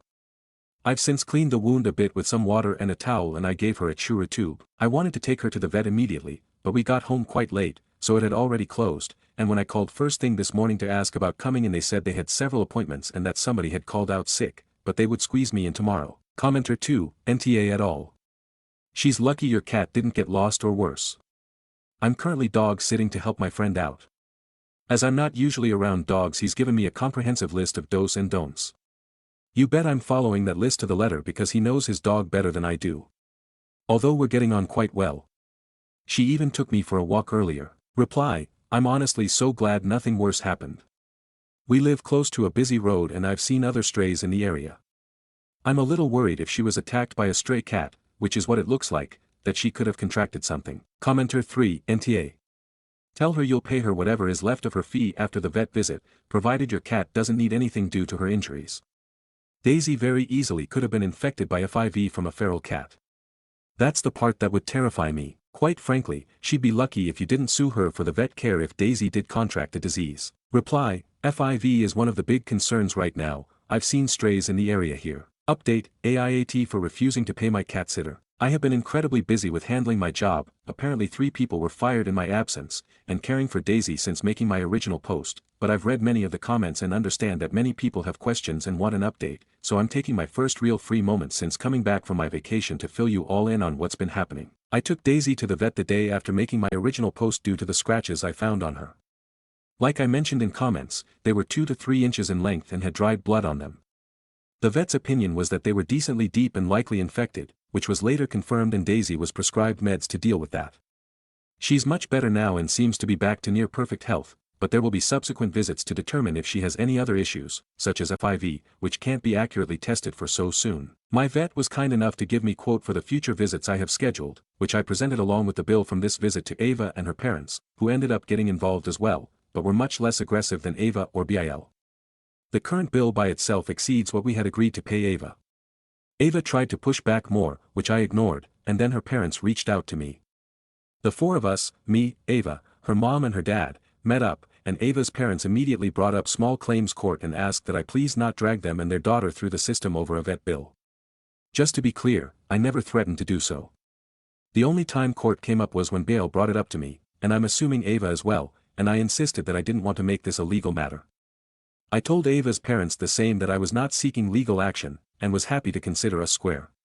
The only other thing I wanted was for Ava to apologize for endangering Daisy. She didn't seem happy, but she said sorry, and that was that. I'm glad my cat is safe and healthy, and I'm glad the drama is over. Safe to say I won't be planning any more trips away until my regular sitter is available again. There are a few other questions I noticed in the comments that I'd like to answer. They will be in a comment I post below. Thank you to everyone for your feedback and your support. More relevant comments. OOP provides more info in her own comment. Got busy with dinner, but here are those questions and answers I mentioned. Thank you all again. Why wasn't your usual cat sitter available? Did she not like Daisy? Did she cancel? Lana, our usual sitter, is currently dealing with a personal loss. She let us know about it when we reached out, and that she would not be available for a few months as she got her affairs in order and traveled to attend the funeral. She loves Daisy and has told us many times she enjoys caring for her. She even crocheted Daisy a Santa hat for Christmas, and we took photos of her in it for Christmas cards. 2. Is Daisy poorly trained, very loud, very needy, a nuisance? Does she wait by the door or try to run outside? No. On occasion, if she isn't preoccupied, she may follow me to the door to say goodbye, or if she's expecting a walk, we go out during a specific time of day, but she doesn't wait by the door when we're going in or out trying to run for it, and we've never had issue with her trying to slip out. She knows she's an indoor kitty. I have also never had a sitter tell me they've had an issue with Daisy around feeding times. Sometimes she will meow quietly as I'm preparing her bowl or getting treats, but she is not loud and obnoxious. 3. Why don't you want Daisy going outside? I do want her to go outside, but only when leashed and supervised, for the safety of her and the environment around us. Outdoor cats are more likely to be killed by predators, harmed, infected by other animals, or hit by cars. They pose a major threat to local bird populations. They could wander into a neighbor's yard and eat toxic plants. The list goes on. I love Daisy very much, I care about her health and safety, so she is an indoor cat, but I also want her to be able to safely experience the outdoors. Leashed walks are the only solution at the moment until fiancé and I can get a catio built. 4. Is Daisy spayed? Are her shots up to date? Yes and yes. But even with up-to-date shots she can still potentially contract something. Stories number 14. My boyfriend and I went Instagram official, now I'm being accused of cheating on a man I've been rejecting for years. Hi Reddit, this is a long one, with please bear with me. Also my mind's all over the place, so please excuse any grammar errors. Lastly, my boyfriend's sister, a huge fan of the podcast, and told me that I should ask you all for advice. I 21F and my boyfriend 23M just became Instagram official, although we have been seeing each other for about 8 months now. He's truly is my soulmate and have truly never been happier. We are in the process of moving in together. Now for the other guy. We were in the same friend group throughout school. I lived in a small town and went to a small school. I had a real set group of friends since elementary school. The other guy, let's call him David, fake name, joined our group in high school. He ended up getting a job at the same restaurant I worked at and we became even better friends. That was until about my second year into high school when I went to homecoming with one of our mutual friends, let's call him John. After John and I went to homecoming together, David started to completely cut John and I out. Convinced the group to stop hanging out with us at lunch or outside of school, and completely gave me the cold shoulder at work. That was until me and John decided we would be better off as friends. Then everything went back to normal. After that, prom came around and David asked if I would go with him. I politely declined. He kept insisting and I kept saying no, and that my best friend Tracy and I were going without dates because she recently got out of a relationship and wanted to go with just the girls. Later at prom found out that he texted Tracy beforehand asking what color dress I was wearing and showed up in the same color tux. All night made comments about how we looked like a couple and this would have been funner as a date. After that I avoided him as much as possible. A couple months later he started dating this girl a town over. And I got into a couple-year-long toxic relationships, that I won't get into but is important. David and I lost touch. Later me and my ex broke up and coincidentally David and his girlfriend broke up too. And he reached out. Me being a good friend listened to his sob story about breaking up with his ex and how toxic she was to him. Then started bringing up that he might be ready to date again and that he was looking for someone like me. I mentioned that I wasn't ready to date anytime soon and said I hope he finds someone else in whatever he was looking for. After that I graduated early and moved away for school. Stopped reaching out to the group. David texted me daily, I maybe replied monthly.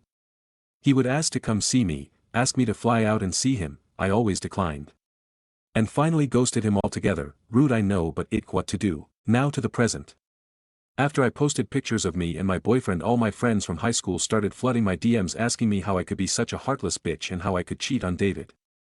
I told them that we never dated and I had been rejecting him since high school. He apparently told our friends that I was the reason him and his ex broke up because we were too in love with each other, and told our friends that we actually went to prom together.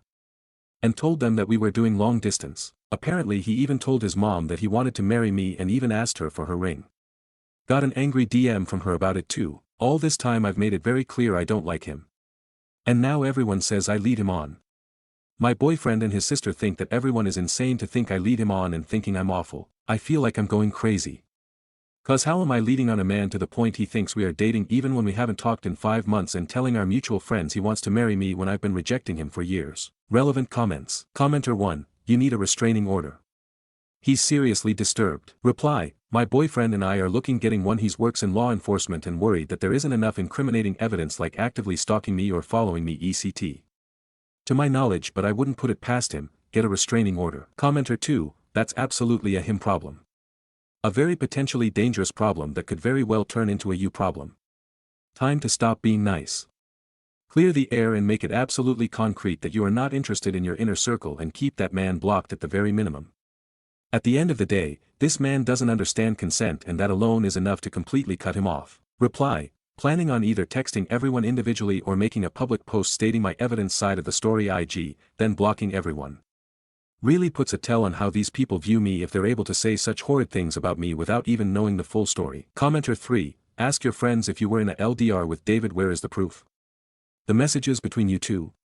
Any communication of what kind? Reply, honestly I don't think he needed any proof to give my friends, I think they just believed the lies he told. OOP needs to send a message to the friend group regarding David and put in some distance when visiting family back home. Reply, honestly, I don't have family that lives out there anymore, so it's not like I will ever go back. And I have considered just not doing anything, but part of me feels that maybe David's mental and needs help, and that people deserve the truth, but I don't know. Commenter 4, how did all your friends think you were dating someone you weren't dating and not know who you were actually dating for 8 months? Reply, we just didn't really talk after I moved, just kind of did the OMG I miss you texts and not much more, and didn't really even hear about their lives unless it was through photos or social media. For example, I didn't even know Tracy got engaged until she posted on her Instagram. Update, my boyfriend and I went Instagram official, now I'm being accused of cheating on a man I've been rejecting for years. Update, hi everyone. I want to thank everyone for your advice and make some clarifications. I saw some people asking for an update. Also, I don't know how I'm supposed to really make an update, so if I did it wrong please let me know. 1. After I moved I lost a lot of contact with my friends and only really talk those social media if any, and they see David on a regular basis cause they live in same town. I also have been back to visit since I moved. 2. I'm not on Instagram much and rarely ever post. In fact, I had no idea what Reddit really was before my boyfriend's sister. Looking back at it now, maybe Instagram official was the wrong wording. Him and I went on a trip to Niagara Falls and was just posting some fun pictures from that trip, and those were the first pictures I've posted of us. Last post I made on Instagram was some graduation pictures from 2021. In total I have made 2 posts on Instagram. After I made my first post, another mutual friend named Carly reached out. She didn't automatically accuse me of cheating but did ask to talk because she's just as confused about this situation. So Sunday we FaceTimed and she told me everything David did and said so far. After I moved, David started alluding to us having a long-distance relationship. Apparently he would visit me every weekend and would send good morning streaks on Snapchat. I don't have Snapchat and never did, in a bed with a girl that had the same color hair as me. And did this every weekend. My friends asked him if I would ever come out to visit him, and all of them. He said that I would cause I was too busy. They all would tell him how he was such a wonderful boyfriend for always traveling to see me. So I asked her if I could see the photos and Carly sent them to me. I told Carly that the bed frame and sheets looked nothing like mine. We talked more and I sent her the screenshots that I had of me rejecting and not speaking to David. I asked if David had sent any other pictures of us together with my face in it. She said yes, and that David had sent a photo of us together last weekend and said he didn't start sending photos with my face of us until last month. The photo was apparently us sitting on a park bench together. Here's the kicker though. Since high school I have gotten 2 full-arm flower tattoos. The photo my arms was bare. I told her that and her and I got more confused. Did he find a look-alike? Was he paying her to pretend to be me? So I showed the pictures with my face in it to my boyfriend and he pointed out some details. 1. All the photos are black and white. 2. In one of the backgrounds there was a small stock image logo. 3. The photos look like they were directly taken off my mother's Facebook from 6 years ago. But just distorted. Bigger chest and hips. My boyfriend believes David might be using Photoshop to create those photos and using those photos to convey this fucked up delusion he has. I know David was huge into technology in high school, so I wouldn't run it past him. I ended up sending all my evidence privately to those who accused me, and David's mother then shortly blocked them all after. My mother also blocked people on Facebook she didn't know. She's older and doesn't quite understand the dangers of the internet or not to click on the links she gets from random emails. My boyfriend and I decided that we weren't going to take the legal route right away unless this comes up again. We also have decided to get more cameras around our new home and I now carry pepper spray on my keychain. We also are looking into other safety measures, so if you have any suggestions, all are welcome. For all of those who had said they are gone through something similar, I am so sorry. The world is such a dangerous place and I truly believe none of you deserve any of that stress, trauma, or pain. I hope your situations all have a positive and justified outcome. Remember to take care of yourself, and as you really did help me see that it isn't your fault. I'll update again if there's any major changes. That being said, I hope you all have a wonderful day. Relevant comments. Commenter 1, you need to report this to the police. This is not over. Not only did you expose his lie, you provided proof to everyone. Do not for a second think you are safe. He's not just going to let this go after this long of lying this much. You need to be super alert of your surroundings now. You need to delete any photos that show your address, building, or house. And you need to go to the police. Get a paper trail started if nothing else. Reply, definitely have a paper trail and have been making extra effort to document anything I feel could be related to or important to the situation. Thankfully this all came out during the time my boyfriend and I are moving. Those that might to have connections with David won't know my new address. We are also looking into possibly getting a new car. I've been driving the same one since high school, and possibly switching work locations. Appreciate this feedback, thank you, smiley face. Commenter 2, I think there needs to be another update OP please. I want to know what Carly's reaction to this was and if she has confronted David about this, blowing up his web of lies across your friends. Of course, you should take all the precautions you can as mentioned above, however look out for yourself too. If you let this go on for much longer, it may always be in the back of your mind and who knows what he's capable of. You deserve to be free of any fear that someone unhinged might be stalking you. Reply, Carly was definitely concerned and grateful she reached out. She feels a bit scared cause she didn't realize she was friends with a deranged lunatic, her words. Thankfully she lives across the country, so I feel that if it came out that she was the one to come forward about David's lies, she would be safe and far enough away from David. She's blocked him and so has her family. Her dad still does live in the same town, but she said she isn't too worried about him cause he's a big OL redneck who would shoot him on sight, her words. To my knowledge at this point I am the only one that has said anything about David's deranged lies and showed evidence. I didn't wait for any replies from the people I sent it to, I just sent it and blocked them. So at the moment I don't know what's going on that side. But if anything happens or anything comes out I will let you all know. Commenter 3, this reminds me of some of the posts guys make on here about their girlfriend cheating, and when they describe the relationship my immediate question is, are you sure she knows you're dating her? People can be really creepy. Commenter 4, girl, I really hope that you're safe. With people who's capable of maintain that kind of lie for that amount of time, it's always important to be better safe than sorry. I think it's worth to take it to the police to have paper trail just in case, because if he, or his friends, do anything to you, you'll have something to back you up in case everything turns up badly. Don't be afraid to protect yourself. Lots of hugs XX. Stories number 15. Aita for not going to the birthday party my sale planned for me. This situation has been on my mind a lot and I just need to know if I was in the wrong in the way I reacted. Last Saturday was my 35th birthday and the only thing I really wanted to do was spend time with my husband Chris and our 5-year-old Eliza. I didn't have any plans to go out because I don't really like going out unless I absolutely have to. I would much rather stay in if I'm being honest. Everyone who knows me knows this. Well, during one of the movies we were watching I got a call from my sale Whitney, 29, asking me if I would like to go bowling with her and a few mutual friends of ours. I said that I wasn't up for it and just really wanted to spend the day with Chris and our daughter since it was my birthday. She repeatedly begged me to go but I stood firm and kept declining her offer. She was upset and just hung up on me. I sent her a text apologizing but she just left me on read. A few hours went by when I got a call from a friend asking me why I didn't go to the party Whitney planned for me and I told her honestly that I didn't know about any party. Whitney didn't tell me about the party when I was on the phone with her earlier in the day and the only thing she called about was to ask me if I wanted to go bowling, which I declined to spend the day with my family. My friend called me ungrateful and rude for completely dismissing Whitney's feelings after she spent so much time planning for my birthday party. I apologized because I honestly didn't know but my friend told me that I was still wrong to decline her offer instead of going to the party. I called Whitney after I got off the phone with my friend and asked her why she didn't just tell me about the party. I would have gone knowing that she put a lot of time and effort into planning it, but I didn't know. She told me that's the whole reason why she invited me out to bowl because it was a bowling party for me. I felt really bad and asked if there was anything I could do to make up to her for missing the party she planned for me. She said no and then just hung up. I tried talking to her on Monday but she was pretty cold towards me and didn't actually want to talk to me. Chris doesn't think I did anything wrong but I can't help but feel like the jerk for missing out on the party she planned for me. So was I wrong for not going bowling when my sale invited me to? Update, Aita for not going to the party my sale planned for me. So it's been a few days since I posted here and asked if I was the a-hole for not going to the party my sale planned for me and a lot has happened since then. A day after I posted I sat down and talked with my husband and asked Chris if he knew that Whitney was planning a party for me. He told me that he didn't know anything about this party since they talk every day multiple times a day at that. He said he found it weird that she never mentioned it to him. I found this weird too because it didn't make sense to me and I just don't get why she wouldn't tell her brother about the party. The next day I decided to sit down and talk with Whitney and ask why she didn't tell me or Chris about the party.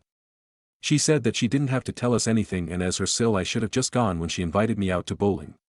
I told her that it was unfair of her to say that when it was my birthday and I should be allowed to do whatever I want on my birthday. She told me that I was a terrible person and it was unfair to make her the bad guy when this was all my fault for not going. She actually told me that I should pay her back the money she wasted throwing me a party I didn't even go to. I told her that I wasn't going to do that and cut the conversation off there because we are obviously getting nowhere at this point. Later in the day I got a call from my MIL telling me that I was an ungrateful brat for not appreciating what Whitney did for me. She even agreed that I should pay Whitney back the money she used to throw the party, including decorations, food and the cake. Chris answered for me and told his mom that I wouldn't be paying Whitney and that was the end of that. MIL told him that it was the least I could do for not even showing up after I knew. He told her that by the time I knew about the party it was over and I couldn't be able to go then. MIL just hung up after that. After that call I told him that I really didn't want to be around his mother and sister right now because I'm starting to feel like this whole thing is used as a way to attack me for no reason. It feels stupid to me that they are both so mad about this but can't see how wrong Whitney was for not saying anything about the party to me or Chris. I don't want to go no contact completely but as of right now I am definitely going low contact with them for the foreseeable future. I don't know if this is the update that you guys wanted but this is how things played out and hopefully maybe in the future I can come back with happier news. But for now this is where we stand and I'm okay with that. Stories number 16. Aita for dropping our baby off on my ex-husband and demanding he take the baby every other week even though he wants to be an every other weekend dad. This is so messy. My ex-husband 29M, and I 28F, originally agreed not to have any children. We live in Texas and this world just isn't a place I wanted to bring a child into. I also never wanted to be a mother. My IUD failed and I got pregnant. I was devastated because I wouldn't be able to get an abortion since we live in Texas. I wanted to travel out of state to get an abortion, and I wanted him to get a vasectomy since I didn't want to risk this happening again. He refused both. He said he wouldn't take me out of state to get an abortion, and he made me very scared of criminal charges. He also refused a vasectomy to prevent more children, since he didn't want to mutilate himself. Long story short, I filed for divorce a month after the baby was born. It took a little over 2 months for the divorce to be finalized, which was a month ago. Baby is now 4 months old, and the maternity leave that I was lucky enough to have is up. Ex-husband has moved into his own apartment. I live alone in my home that I owned prior to marriage that I inherited from my grandparents. Ex-husband has been visiting the baby here and there on weekends, but hasn't had the baby overnight ever. I've suggested it but he refused. To be honest, I don't really like being a mother. The baby and I just haven't bonded much. I've heard that sometimes it takes a while. I've been overwhelmed and I needed a break. I tried calling him and talking to him about agreeing to a custody situation. He blew me off and said he'll let me know when he finds a weekend that works for him. I was really pissed. I had this baby because of him largely, or I would have gotten an abortion. I love my baby but I don't want to be a full-time mom, I want 50-50. I work from home as a software developer. I'm lucky enough to be able to watch the baby while I work so I don't have to pay for daycare. But I need time to be productive with my work. So I figure 1 week I can be unproductive while watching my child, and the next week I can work extra hard to make up for it. My job is flexible so it'll work for me. My ex was dodging my calls, so I took our son in a diaper bag and showed up at my ex's work. He works as a car salesman. He was shocked to see me, and even more shocked when I handed him the baby. I told him, we're doing 50-50 custody. You have the baby this week. You can drop him off at my house next Monday. He freaked out, said who will watch the baby while he works. I suggested he pay for daycare if he needs it. He said he can't afford daycare. We argued and I told him to figure it out. If I have to figure out how to be a mom he has to figure out how to be a dad. His parents are calling me every name under the damn sun, meanwhile they don't want to babysit for him. Edit, for all of you suggesting adoption, I tried that while I was pregnant. Ex refused. I couldn't give the baby up for adoption without his permission. Also, I've contacted a lawyer about getting custody formalized but I haven't heard back. Update, Aita for dropping my baby off with my ex-husband even though he wants to be an every other weekend dad. Less than a day after my last post I attempted suicide. I took every hidden pain pill I had left over from surgeries, etc., and just went to sleep. If it weren't for my cousin coming to check on how I was doing without the baby I wouldn't be here today. I spent 16 days in inpatient psych, and was diagnosed with PPD and postpartum psychosis. After my Reddit post I was flooded with comments and DMs telling me what a monster I am for having a child that I didn't originally want. People said that my child would be better off without me, that my ex-husband and I are just going to ruin our child's life. Adoption was something pushed, because to most commenters there was no way I could ever manage to be a good mother. I had considered adoption at one point, but the time for that had passed. Many people latched onto that as a sign that I shouldn't have my child. The worst part was the DMS. A lot of people outright told me to just kill myself so my child doesn't have to deal with me anymore. Many men said women are just whores who don't want to deal with the consequences of sex. Many tried to pressure me into giving them my child. Couples with infertility issues telling me that it's not fair that I had a child I didn't want while they're struggling, and that my child would be better off with them. There was even one where she started off friendly and helpful, and we chatted for hours. Just to turn and call me every name in the book when I said I'm not giving her my child. It was all too much. I already felt terrible for just needing a break and some time to myself. It had been a long time since I've so much as showered alone. In inpatient I met a very kind nurse who told me she struggled with the same things after having her child, and it took a long time to bond. But eventually everything clicked into place. I'll never forget her. Since getting out my ex and his family have been quiet and somewhat apologetic. He has agreed to split custody. My ex asked me to pay a small amount towards daycare for his custody time, with his parents also chipping in, and I agreed. He's had the baby since I've been out as I've been adjusting to some med changes that have been making me feel like I'm in the twilight zone. But he drops the baby off for a few hours at a time, and my cousin is mostly here to help me. Things have been okay, and they're getting better. I've been remorseful, and the thought of my child growing up without a mother potentially made me sad. I'm in therapy, and I'm trying to do whatever I can to be a better mother. I just needed help. So yeah, my advice to anyone out there who is struggling, go to counseling. Find some kind of group therapy to attend. Reach out to your family. Get psychiatric help if you need it.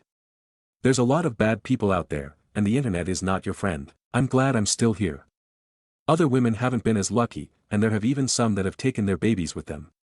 If it were up to some people who DM'd me, I'd be dead right now. Stories number 17. Just a broken and tired father. As I sit here crying, lost, and afraid I don't know how this will go, but I am going to attempt to vent and let out my anger and frustrations. In September of 2023, my wife and I found out that we were pregnant with our third child.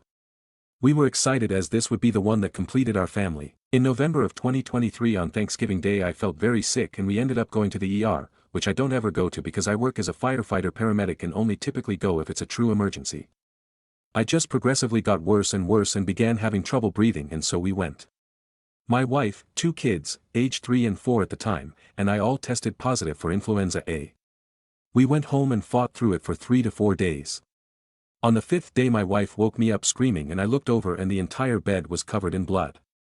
We went straight to the ER and were told that she had a hematoma on her placenta and that it would heal on its own and not to worry. Fast forward 3 months and a ton of doctor appointments for the non-stop bleeding, and it finally came up that my wife had a marginal placental separation that could lead to a placenta abruption.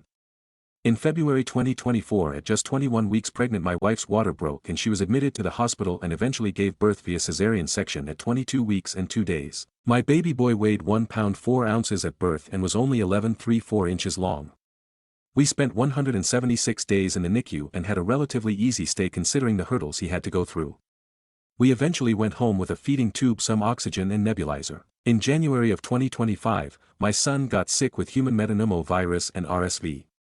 We have been in the hospital now for 105 days and I feel like I failed my son. I feel like I am slowly watching my son die. It is the most gut-wrenching feeling I have ever experienced. My family's life revolves around going to the hospital daily.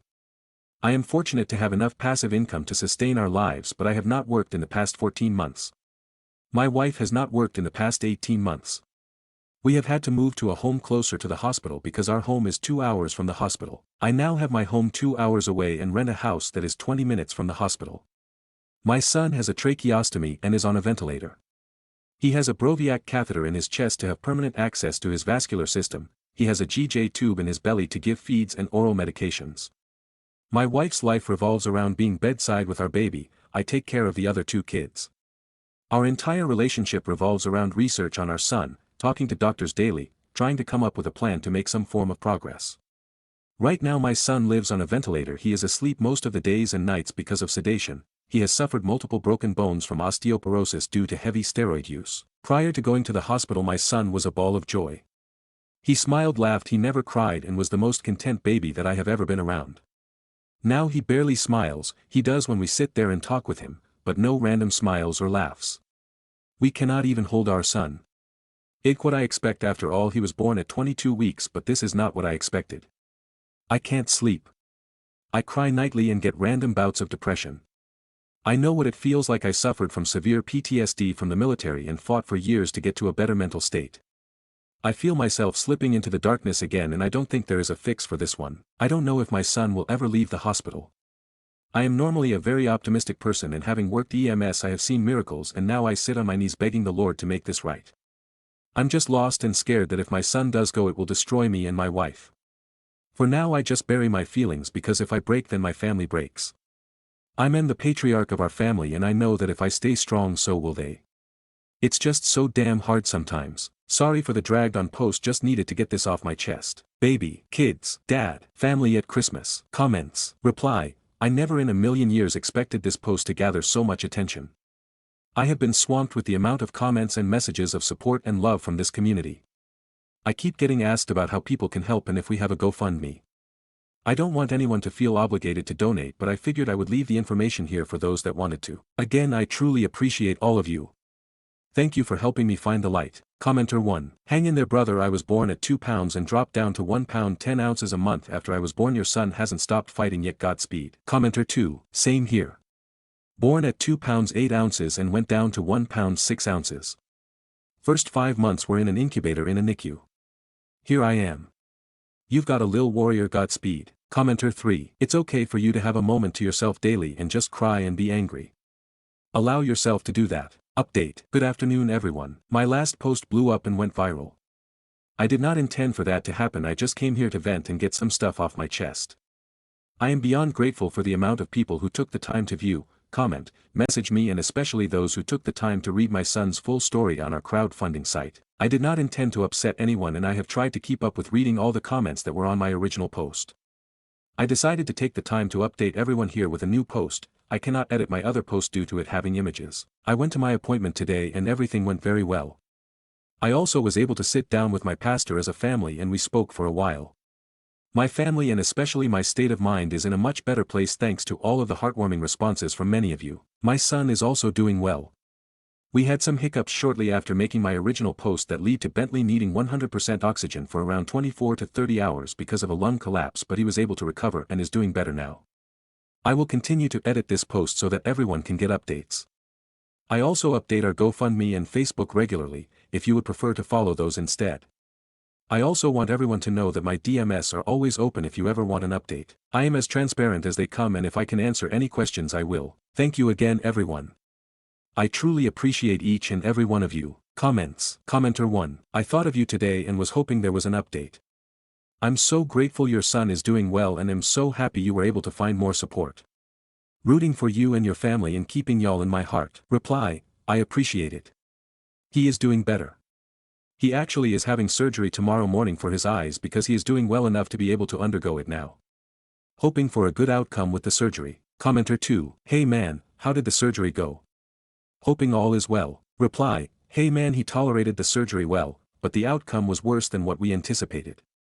Once the surgeon was able to get the contrast dye in the eyes and was able to see it under imaging, she stated it was much worse in both eyes than she could have anticipated. She did a lot of lasering, 2 hours worth, and 2 new injections, 1 in each eye. She said that she also did an eye exam for glasses while she was there and that he is extremely nearsighted, he can only see maybe 2 to 5 inches in from of his face. She said that the nearsightedness can be somewhat corrected with glasses, so we will be buying those this week. She said that even with the amount of laser and the injections that she said he will eventually become totally blind, it is just a matter of time. She said that she has only seen one similar case with the disease as bad as his, and that child unfortunately did not live through his hospital stay. We also have a world-leading expert from Miami that specializes in ROP retinopathy of prematurity and our surgeon's mentor on his case, and she agrees with what our surgeon has stated. There is nothing further that they can do to protect the eyes and that they will continue to monitor from here on out. Update. A few weeks ago I had posted in here for help with my son who is in the hospital PICU. I just wanted to give an update since it has been a while since I last updated. Bentley's lungs have began the healing process and they have been able to wean a bunch of his medications. He is on a maintenance dose of steroids now and is on very low levels of sedation, just to help with some pain.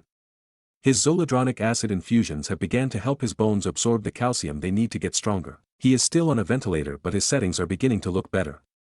We were told we have at least another 3 to 5 months because of how weak he has become while in and out of sedation and paralytics during his time fighting against his virus. Bentley had to have surgery last week for his eyes, due to the retinopathy of prematurity recurring in his right eye and getting worse in his left eye. During the procedure the surgeon placed dye contrast and took images for another world-leading specialist in ROP out of Miami. It was determined that Bentley's ROP is one of the worst cases that either surgeon has seen in their careers. They did 3 hours of laser eye surgery to try to slow and stop the disease from being active. They both have told us that Bentley will eventually go blind, total blindness. They said they did as much as they could and even gave a new injection, Eylea, to try and help. They also did an eye exam and said that Bentley can see focused images at about 2 to 5 inches from his face right now and wrote a prescription for glasses. Overall, Bentley's lungs are getting better, as are some of the systemic problems that occurred from trying to keep him alive during his fight. While he will be on many medications and a ventilator for some time moving forward, we are grateful that he won his fight against the virus. As with all fights, there are scars that we carry from them, and one of the lasting scars from Bentley's recent bout with the virus will be his eyes. We don't know when, but we know he will be blind at some point in his life. This news was hard at first and we, Mom and I, both cried over this news. But we know he will get through this and so shall we. We still have 3 to 5 months of physical and occupational therapy to try and get Bentley stronger and at a state of care that is manageable at home. Thank you everyone for the continued love and support you all have graciously shown to my family and I. Without you all we would not be able to be there for our son the way we have been able to. Comments. Commenter 1. I am so happy for you man. Wishing Bentley a healthy and long life. Reply, I appreciate it brother. Commenter 2. Sending you and your family love and prayers. I cannot imagine how difficult and draining this must be. Be strong for your family, but don't hesitate to take some time off for yourself to be sad and cry a little. I am crying for you, and I am a very rough-looking wrestler. It's okay. We need to cry too sometimes. Then we go and be strong for our families. Peace. Commenter 3. Hey, I remember your last post. I'm really glad Bentley is doing better. Do you know when he's going to go blind, like what age? Maybe you could create a bucket list for him of stuff to experience before he goes blind, like visit some cool places like national parks and stuff if you can. Reply, we have no idea. The surgeon said it's not a matter of if but when and that when cannot be defined right now. We will definitely do as much as possible while we can. New update. Update, 2 weeks later. Hey everyone, it has been a little while since I have given an update. Bentley has been struggling the last week or so. He ended up back on nitric oxide due to pulmonary hypertension. He needed some more sedation during this time and they had to increase his steroids. We have been told by the doctors, during a care meeting, that we should not expect to leave the hospital before the first of the new year. This will put our total time in the PICU close to 1 year. While I sit here and try to wrap my head around that, I know that this pain I feel is only temporary. I continue to give updates on Bentley but have not really gone into me and my feelings on the matter. After my initial post I scheduled an appointment for a grief counselor. During that time I spoke to a therapist and he determined that I could possibly benefit from talk therapy as well as medication changes. However, I had to go to another appointment to start both of those. The next available appointment is not until the end of June, which kind of leaves me in limbo until then. I have been in a much better headspace since my initial post and the things that I was depriving myself of, personal hygiene, fitness, appetite have improved since the amount of love and support this community has shown me. Even with the news that Bentley will more than likely be blind growing up, and him having some difficulties have not been able to knock me back down. However, with the news that there is very little chance of my son leaving the hospital until the end of the year going into next year has brought my world crashing back down, to reality I suppose. We continue to make life changes to try and improve my son's life. We have moved closer to the hospital, we have taken the time off of work to be there every single day, we continue to be there for our other children and still this is all consuming. We find little time for ourselves and we still revolve our lives around the hospital. My oldest son, 6, has epilepsy and autism. We thought the epilepsy was under control, 15 months with no seizures. However, on Sunday, as we were getting ready for church, Peyton had a seizure that sent us to the hospital for him. They did some med changes and hopefully that will keep those under control. I hate coming on here and expressing my feelings, I just am able to articulate it better in a written form than I can verbally.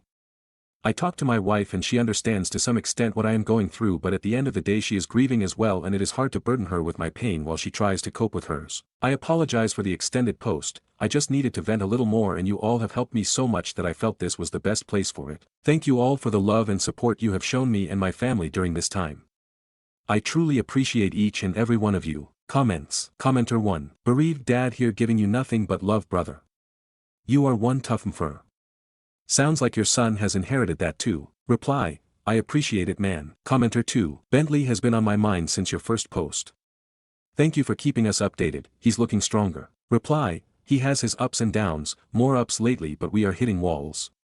Each wall though he eventually climbs and moves on from, so hoping the trend keeps working in his favor. Stories number 18. Aita for buying myself an Xbox when my BF said he got me one for my birthday last year. My BF, 20 years old, and I, 24 years old, have been dating for about a year and a half now.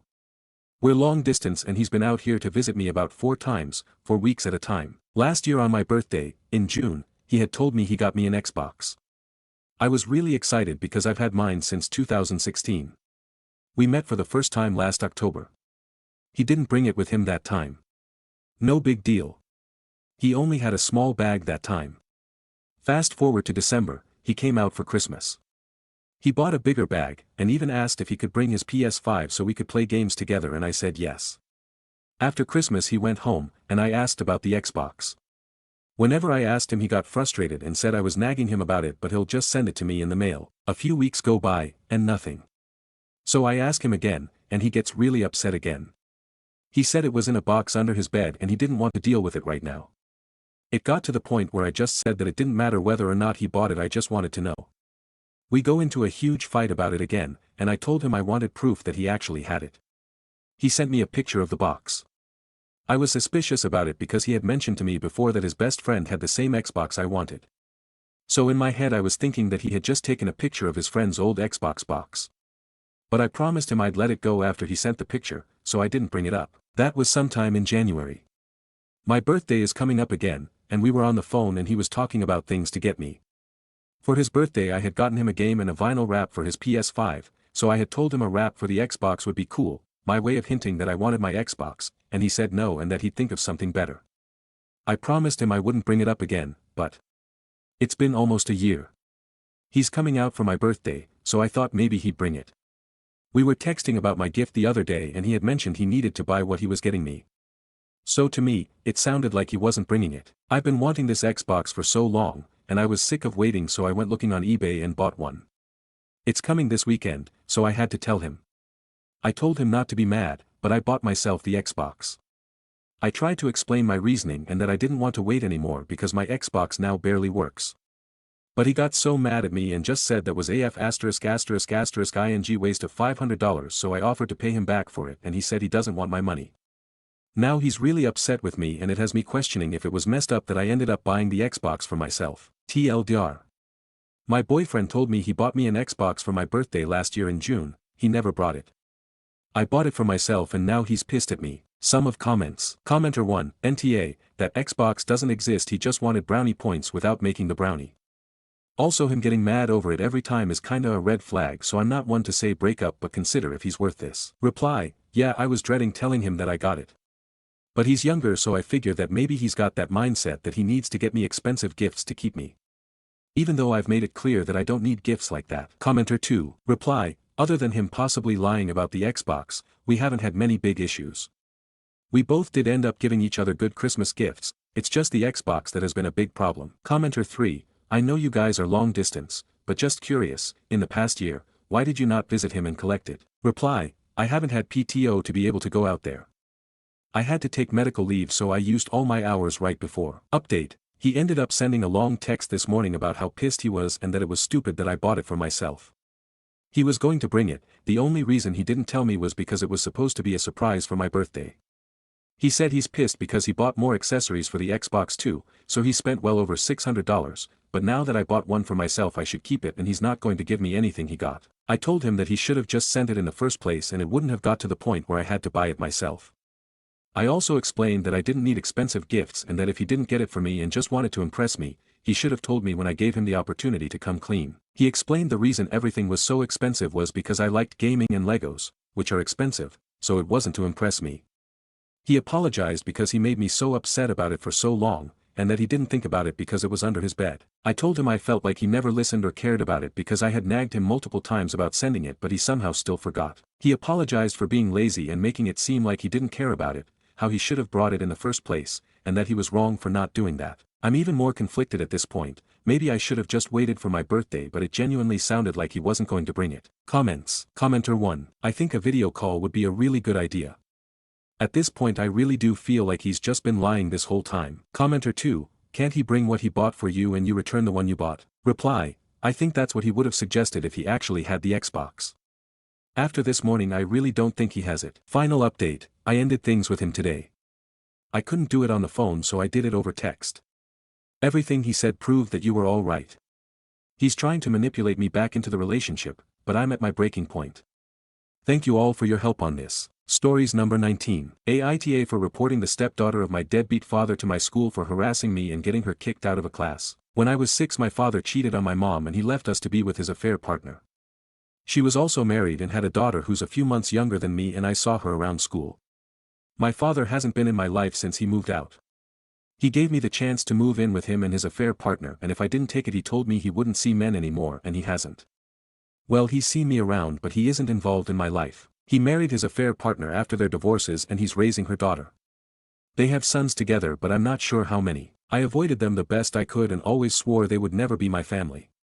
I didn't care if my father came around one day or if any of his kids wanted to know me because I didn't feel the same way and I still don't. I turned 16 recently and his stepdaughter's 15 but I think she's almost 16. We're both in high school and we have one class together. Starting back in October she tried to get close to me.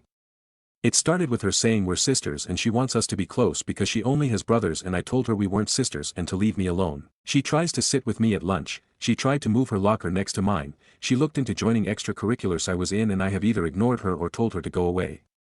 I reminded her we are not sisters. When we returned to school after Christmas she told me my father wasn't a bad guy and I should give him a chance. She said her dad disowned her for liking my father and getting close with him so she was glad he was there. I ignored her and she kept telling me all this stuff. I told her I did not care and she could keep him because I don't want him near me. She said it makes us similar and we could bond over it and I told her to get out of my fucking face. In March she tried to use our shared class to force me to spend time with her. She wanted me as a partner on 2 assignments, which didn't happen, and then she asked me to tutor her since I do that for others. I told her to find someone else and leave me alone. I told her if she didn't stop I'd make sure she was given no choice. She didn't listen and during a test we had on Thursday she wouldn't stop poking me for attention and whispering. I reported her to the teacher and she got kicked out of class for 2 days. I followed up with going to the principal and reporting all her harassment of me. This girl got called to the office and so did her parents. I had told my mom about what was going on a couple of weeks before and I texted her when I decided to report this girl to the principal so mom just got a call. This girl got a warning and she was told to leave me alone and the school promised we would share no classes next year. Her mother confronted me after school yesterday. She told me her daughter had told her everything and she asked me how nasty I had to be to take her and my father's affair out on her daughter and wasn't she punished enough when her own father chose to be petty and disown her for liking mine. She told me I was the reason her daughter got teased by others for being a stalker. I said her daughter is a stalker and she wouldn't leave me alone. I walked away and she yelled out that I was a bully and reported her daughter and got her kicked out of class because of spite. My mom was pissed when I told her what happened and she said if it happens again she'll be going to the cops. She made me promise to tell her if that woman or my father try to pull more of this shit. I don't feel bad about it but do people who don't know us agree with the affair partner? Aita for reporting her and getting her kicked out of class. Stories number 20. Aita for refusing to let my wife's daughter move in after a past conflict with my son. I've been married to my wife, Laura, for about 2 years. We both have kids from previous relationships. I have a son, 20M, Jake, who's in college. Laura has a daughter, 22F, Emily, who just graduated and is currently job hunting. Last summer, Jake stayed with us for about 6 weeks between dorm leases. Emily was around a lot too, and honestly, it was tense. They didn't really get along. No big fights or anything, just a lot of awkward silence and weird energy. Emily made a few comments about the house feeling crowded, and Jake mostly kept to himself. About a month in, Emily said she lost some cash and a pair of earbuds. She told Laura, who brought it to me. I confronted Jake about it, he got pretty upset, said he didn't take anything, and felt like he was being accused unfairly. Said it felt like he wasn't welcome. He ended up leaving early to stay with a friend. We barely talked for a while after that. A couple months later, Emily found the missing stuff in an old gym bag. Said it was probably just stress, a mistake. But she never actually apologized or took responsibility. No sorry, no real acknowledgement of what that put Jake through. I told Laura that it was messed up, and that Jake was hurt by it. She said she understood, but didn't want to push Emily. Now Emily wants to move in with us temporarily while she looks for work. Laura says it's fine and won't be for long. I said no. I don't trust the situation, and I don't want a repeat of last summer. Laura says I'm being harsh and holding a grudge. A few friends say I should let it go, that family is family and I should try to move on, but I feel stuck between keeping the peace in my marriage and protecting my son. Jake hasn't said much about it, but I know he still feels weird about what happened. And Emily's never really owned up to it. Am I being unreasonable for saying no to her moving in? Or am I just trying to avoid another mess? Stories number 21. My husband is officially disabled and I can't keep us afloat anymore. In the winter of 2023, my husband went off work for severe fatigue. That was the last time he's gone into work. Since then, he's been given about 5 different diagnoses and he's on enough medication to run a small care home. It was fine at first. Before he got sick, we were about 400 pounds away from being debt-free, putting away around 800 pounds a month into clearing the debt, whilst also living a decent life, nothing extravagant. We could afford an £80 weekly shop, buy nice food for our pets, have takeaway 2 times a month, have a couple of date nights. He was still being paid about 60% of his income from work due to long-term sickness, and I was earning about £2,000. His work let him go in June 2024, as he was still too sick to work. We got our first car in June 2024, which financially doesn't make much sense, as we were already just breaking even, but I was willing to spend £200 on my credit card if it meant more time for him to rest and not have to walk. Financially, it made no sense. Healthcare-wise, it has done him a load of good, so I don't regret it. It took us until January 2025 to convince people that he's too sick to work, and he's on 2 different government benefits now, which brings in about £800 a month. We've cut off everything we could. The only subscriptions we have are Netflix and Spotify. Our weekly shop is £60, our pets are eating budget food, takeaways are a thing of the past, we froze our asses over winter, and we haven't gone on a proper date since early 2024. Every month I have to get a £500 advance payment from work to pay bills, which gets subtracted from next month's paycheck. Repeat every month. The cost of living in England has gotten bad. Everything is more expensive. The money isn't going as far. We're not making any stupid purchases. We're not living beyond our means. I haven't bought anything more than £10 for myself. Both our pets have had a lot different healthcare issues, which cost us about £1,000 in vet fees total, outside of insurance. Rent has raised a lot. It feels like there's 10 bad things happening for every good one. We've slowly maxed out the one credit card I have, and we're both in max overdraft. Our debt is now worse than when we started paying it off at the beginning of 2023. We're transparent about the money, we both know it's bad. But I keep reassuring him we'll figure it out. That I will. He's trying everything the doctors throw at him. Therapy, PT, medication, rest, etc. Progress is slow. He's 1000x better than he was before we got the car, but still not at part-time job level of better. All I can do for him is reassure him that I won't leave him. That he's not useless. That I love him, and when I married him I didn't sign up just for the good times. And I stand by everything I've said and will continue saying. But the truth is I'm really struggling. It's hard to see the light at the end of the tunnel when the tunnel just keeps going. Moving is not really an option. I have a bonus daughter from him, so we'd need at least a 2-bedroom house, which isn't that much cheaper to rent in our area. And the moving costs would just offset any money saved on rent for at least the next 8 months, I've done the math. There's also the pets, which if you know anything about landlords in England is that pets are 99.9% a no-go. And we both agree that after we lost our senior dog 3 years ago, rehoming our pets would literally destroy both of us. I'm getting tired. I love my husband, I'll continue to reassure him until the day one of us dies if I need to. If he stays unable to work for the rest of his life, I'll never leave his side. I know how to change a bed sheet with someone still laying in bed, so I'll be okay, but right now I'm just tired. And stressed, and sad. I miss seeing my husband happy. I miss buying him flowers and seeing his happy smile until I buy the next bouquet. I miss seeing him buy a new comic book or a set of cards for his collection every month. I miss seeing him be proud of himself. I'm tired and I'm mourning everything we were so close to achieving. Thank you for listening. Stories number 22. I think my girlfriend might be cheating on me through her Dungeons and Dragons game. I, 27M, have been going out with my girlfriend, 25F, for almost 4 years, and we've been living together for a few months. She's funny and wonderful and kind and honestly pretty much everything I ever wanted in a girl. She's also a bit of a D&D type nerd, which I don't think is a bad thing. It's good that she has her own friends and hobbies. She tried getting me into it, but I don't really get it. She tried teaching me about D&D, but there were just too many weird rules and dice, and I just didn't see the fun in it. We tried playing Baldur's Gate 3 together thinking it would be easier to get into for me, and for me to experience her world in a way, but I got really bored really fast, and at that point it was just better to let her do her own thing. We've got plenty of other stuff we do together, and as I said it's not a big deal for her to have hobbies that don't include me. And she does love her hobby.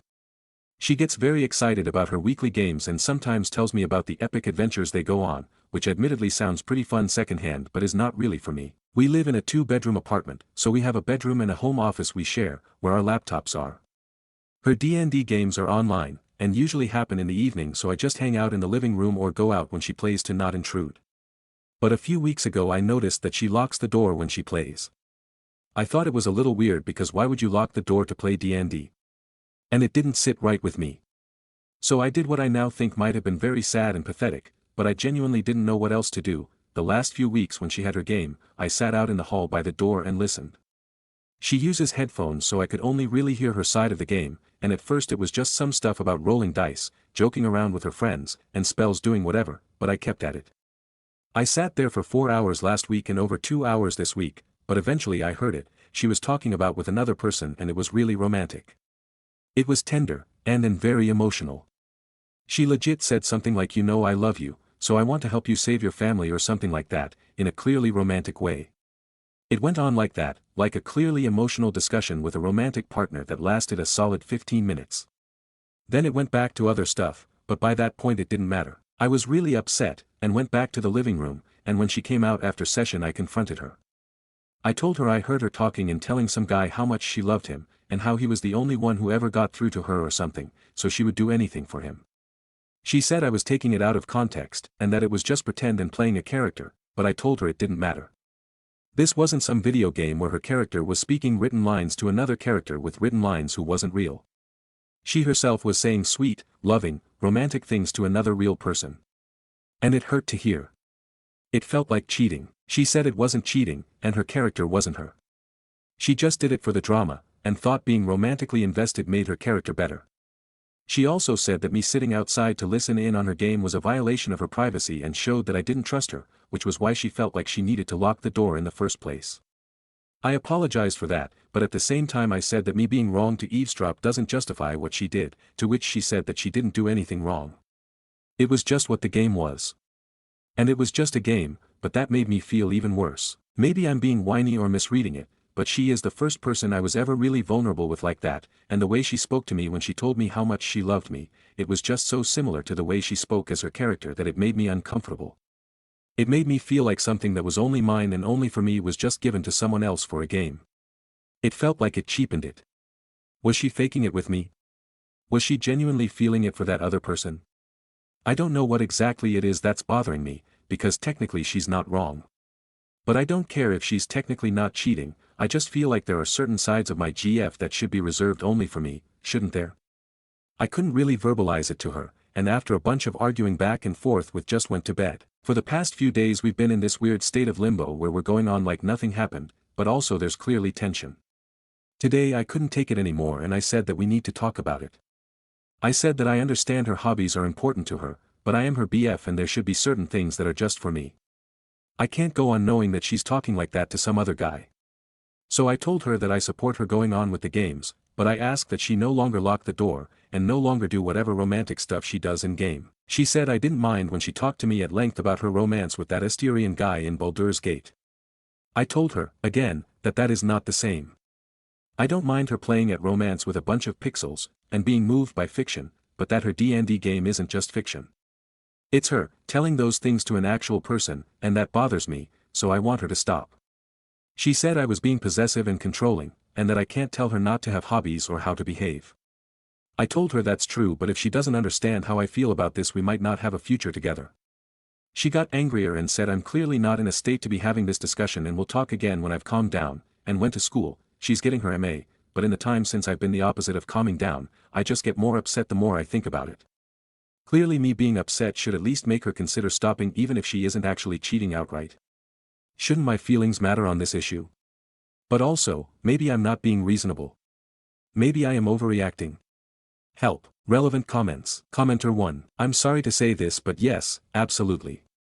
I don't play D&D anymore and don't like it, but people do all sorts of things to maintain an atmosphere where they feel safe. Role-playing is incredibly vulnerable and it's very easy to feel stupid if someone overhears. You should have just asked why she locked it if you were curious. Your post implies that, rather than her having an actual emotional affair, which is possible but unlikely, the point of contention is that the act of saying it to someone else hurt your feelings. I can see why it would, honestly, but you hit her with a double whammy, you invaded her privacy and then made an accusation. She's not going to be in a state to be considerate of your feelings after that. Do you want a relationship to still be there after you win the argument? I don't want to be harsh but this seems like a bad situation. You're probably a decent person and you're hurt right now but there are times when you have to recognize you're the transgressor. TLDR yes. If you had asked about the lock or asked more about what the games are like before eavesdropping you would likely not be surprised and hurt. Reply. I accept that I probably fucked up here, maybe a lot. And I will apologize for it, but I can't just be okay with her simulating a romantic relationship with another person, I can't. And if I just apologize and let it go, I'm just going to be spending the rest of our time together feeling like I have to share her emotional vulnerability, if that makes sense. I don't want to be a prude, but I can't get comfortable with my girlfriend telling other people she loves them romantically, even in the context of a game. It hurts too much. Update. So having read the comments y'all gave, I thought I maybe was actually overreacting and I really did fuck up. Especially helpful I thought was a comment someone made about asking her about maybe keeping the door unlocked and being allowed to listen in on session to get context and learn to accept her hobby and let Het still enjoy it without me spiraling. So when she came home from school I made apology dinner, homemade pizza from scratch, her fave, and we sat down to talk. She started by demanding an apology because whatever else I had to say, eavesdropping and not trusting her were huge fuck-ups on my part. I agreed and apologized immediately because that was shitty behavior on my part, no question. That helped her be more open to hearing me out. So I said, more calmly and tactfully, that it bothers me that she is simulating romantic love with a person I don't know in context I don't understand. I said that I can and do apologize for my actions, but I can't change how I feel, and that also needs to be discussed. So she asked what I had in mind. I told her that I think trust should go both ways, so me trusting that the game is just a game and it doesn't mean anything is well and good, but in return I'd like for her to keep the door unlocked and let me sit in on a few sessions. I promised not to be disruptive, not to overreact or interrupt the game and to bring up any issues I had privately with her after the game was over. She seemed relieved because she was worried I'd demand she drop the game or break up with her, and said she personally didn't mind but she needed to bring it up with her group, which I thought was very reasonable. The rest of the evening, though, she was constantly on her phone, constantly getting Discord notifications and seemed more and more upset. This lasted for literally hours, well into the night, past when I was asleep. I asked if anything was wrong and she said maybe, but not to wait up, and she promised to tell me everything in the morning. I didn't get much sleep, but I also didn't want to pry too much having just promised not to. So come morning, when I asked what happened, since she clearly didn't get much sleep and was clearly nervous, she said she brought it up with the group and reactions were mixed. I'm gonna give these people fake names to keep track. So when she brought it up, everyone seemed okay with me listening in except Joe. Joe is the guy whose character she had the romance with. Joe said in their group chat that he wouldn't feel safe acting, they call it role-playing I guess, when there was a stranger in chat, and wouldn't participate in any game I was present for. This obviously made my girlfriend respond that seeing the relationship between their characters was the whole point of me listening in, to which he said I'm being unreasonable and violating his boundaries by making unreasonable demands. This was already pretty bad in my eyes, but then she told me about the private messages. After the group exchange she got 3 messages. One was from Joe. Joe wrote a long, really long message about how much he cared about her, and much it hurt him to see her dim her light to appease a controlling abusive boyfriend who stifled her creativity, and how she should be with someone who appreciated her, let her be herself and shared her interest, and that he was available if she wanted to talk. He finished with a paragraph about how women like her always go for selfish assholes and don't appreciate the wonderful guys all around them. How he felt such a connection with her through their characters and how could she ignore it. I genuinely couldn't believe I was seeing one of these in the wild. I don't usually get secondhand embarrassment, but that shit was so cringe I almost died. Like I genuinely laughed. I couldn't really be angry, that shit was just so sad. She also got messages from Jenny, another player, who said Joe seemed way too invested in the romance for her taste, and she thought those segments were taking up a lot of game time which she though was better used elsewhere. She never said anything because she thought my GF was really into it, but now that it became an issue she thought she should. She also mentioned she found Joe creepy, which I personally appreciate. I don't know any of these people IRL because it's an online group, but I certainly think Jenny might be my new best friend. Finally there was a message from Mitch, the guy running the game, who said Joe reached out to him demanding I not be allowed to, and this is a quote, violate the intimacy of the group, and he should talk to my girlfriend too to get her to drop me listening in, and possibly drop me altogether. I don't even know how or why Mitch would even attempt to do that. All this resulted in them canceling the next game as they work it out. My girlfriend didn't respond to Joe yet, but at least she seems relieved that I'm taking this well. I told her of course I am, I'm not going to be upset over some guy being into her. She's wonderful, of course guys are going to be into her wherever she goes. The issue I was worried about was that she was into him back, and these messages convinced me that that's clearly not the case, which seems to have made her feel a lot better. We talked a bit more and she now seems to agree that locking the door, in context, might have seemed suspicious, and that going forward our ground rule should be that character dynamics that make her feel like she should lock the door might be the exact dynamics she should make me aware of, while I promised to trust her to tell me these things and not to eavesdrop anymore, and approach her openly about listening in on sessions. Also the romance with Joe's character isn't going to continue, but seeing how she feels about Joe now, I think I do trust her to do character romance going forward, just to not hide it from me and be selective with who she does it with. I don't know how the Joe situation is going to be handled within the group, but I guess that's up to them, since playing with him is obviously going to be very awkward for her. Yes, since she doesn't intend to keep up the romance, it doesn't really matter. Small edit since the situation basically resolved itself now. Joe didn't like being left unread. So he wrote my girlfriend a very rude message about how, I kid you not, she was going to die alone with cats because her asshole boyfriend is going to leave her when she loses her looks. He literally never saw her in person, to be clear, uncovering my secret plan, I guess. So she just blocked him and sent a screenshot to Mitch. Joe isn't going to be part of the group anymore. Girlfriend apologized for not recognizing how absolutely unhinged the guy was. We reasserted that any in-game interaction she isn't comfortable having in front of me is probably one she shouldn't be having. Relevant comments. Commenter 1. I'm glad everything seems well, but I feel like you still need to have a discussion about why she was locking the door in the first place. Because to me, that says on some level she knew it was wrong and that it would hurt you. And if I was you, I'd be unable to not cope with that until I got the full truth. Reply. From what she said, since it basically wasn't so much about knowing this was wrong, since she supposedly was locking her door at her parents' home too, which is where she lived before, and before the romance even took place, and more about feeling safe to get into the headspace to perform. Since I explained that this was part of what made it feel so off to me, and given how Joe clearly had a very different view of the situation than her, she agreed that going forward the door should remain unlocked and she will work on getting more comfortable performing even in my presence, be it with me in voice chat or present in the room, since Joe's reaction clearly didn't happen in a void, unhinged as it was. Commenter 2. You were very valid with your feelings of being uncomfortable with your partner emulating love with another, even if it was just role-playing. I myself play D&D and would be super uncomfortable if my partner was sitting there flirting at the table with someone else, in character, so it's understandable that you would be too. I'm not sure why people thought your boundaries were wrong on your initial post.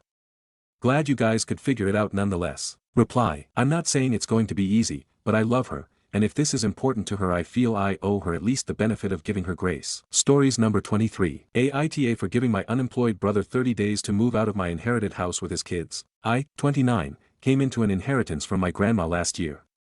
My brother, 32, has been having financial trouble since his divorce, so I allowed him and his children, 7, 5, to stay temporarily until he could get back on his feet. That was 10 months ago. He doesn't even pay rent or utilities, he just purchases groceries occasionally. I've been patient, but I'm just at my breaking point now. He's not looking for a job and spends all his time playing video games when I'm working. His kids are nice but have ruined pieces of my grandma's antique furniture that were important for sentimental reasons. Last week we learned he's been receiving $2,000 a month from our parents under the guise of saving for his own home, which he's been using for other expenses. Discovered he went out and bought a $1,200 gaming setup. I explained to him that he has 30 days notice that he needs to leave. He went crazy telling me that I'm heartless and leaving his kids homeless. Our parents called me saying I owed him an extra chance because family takes care of family. They even volunteered to pay for him to stay for a while, but I wasn't interested. I do not need money, I need my home back. My mom now claims I'm heartless for not being willing to give him more time given that there are kids involved. I feel like I've been exploited for nearly a year, though. Aita for holding firm at 30 days. Stories number 24. Father-in-law called me lazy and disappointing. My wife, 26F, and I, 30M, recently had our first child and we traveled cross states to visit family this weekend. While at my father-in-law, 53M, home, he asked me if I was looking into any new jobs as I am a gig driver full-time. I told him I prefer this line of work as I have as much free time as I need while making ends meet. While discussing this, I bring up that with our son, we qualify for SNAP WIC. He loses it. He calls me lazy and a disappointment for not wanting more in life. We go back and forth on the need for SNAP and such and he just doesn't let it go. In the heat of the moment, I snap and tell him that he doesn't have a say in my life because of how he raised his daughter. He left at 3 months because her mom supposedly cheated. The test came back and he is her father, so now 20 years later he's attempting to make up for it. I tell him I am a better father than he ever was. Also, she is worse off with him in her life. I have a temper. We argue. We eventually just both go off to bed. I am sitting here dumbfounded as he is also a contract worker as well. He just doesn't believe you should live off the government. Again, we only qualify because of our son. Am I the asshole? Stories number 25. The fella who arrived on my balcony is now my roommate. Hi people, the fella in the pic was chirping on my balcony, I started talking to them and then they flew on my shoulder. Have adopted a mini parrot? It seems domestic though have not much experiences with birds. I gave him some water and a couple of almond, natural, and now he seems to be napping. What do now? Want to do the best for this dude, thank you. Images. Image 1. Cute little parrot sitting on the balcony. Image 2. Bird perched on OOP's arm. Update.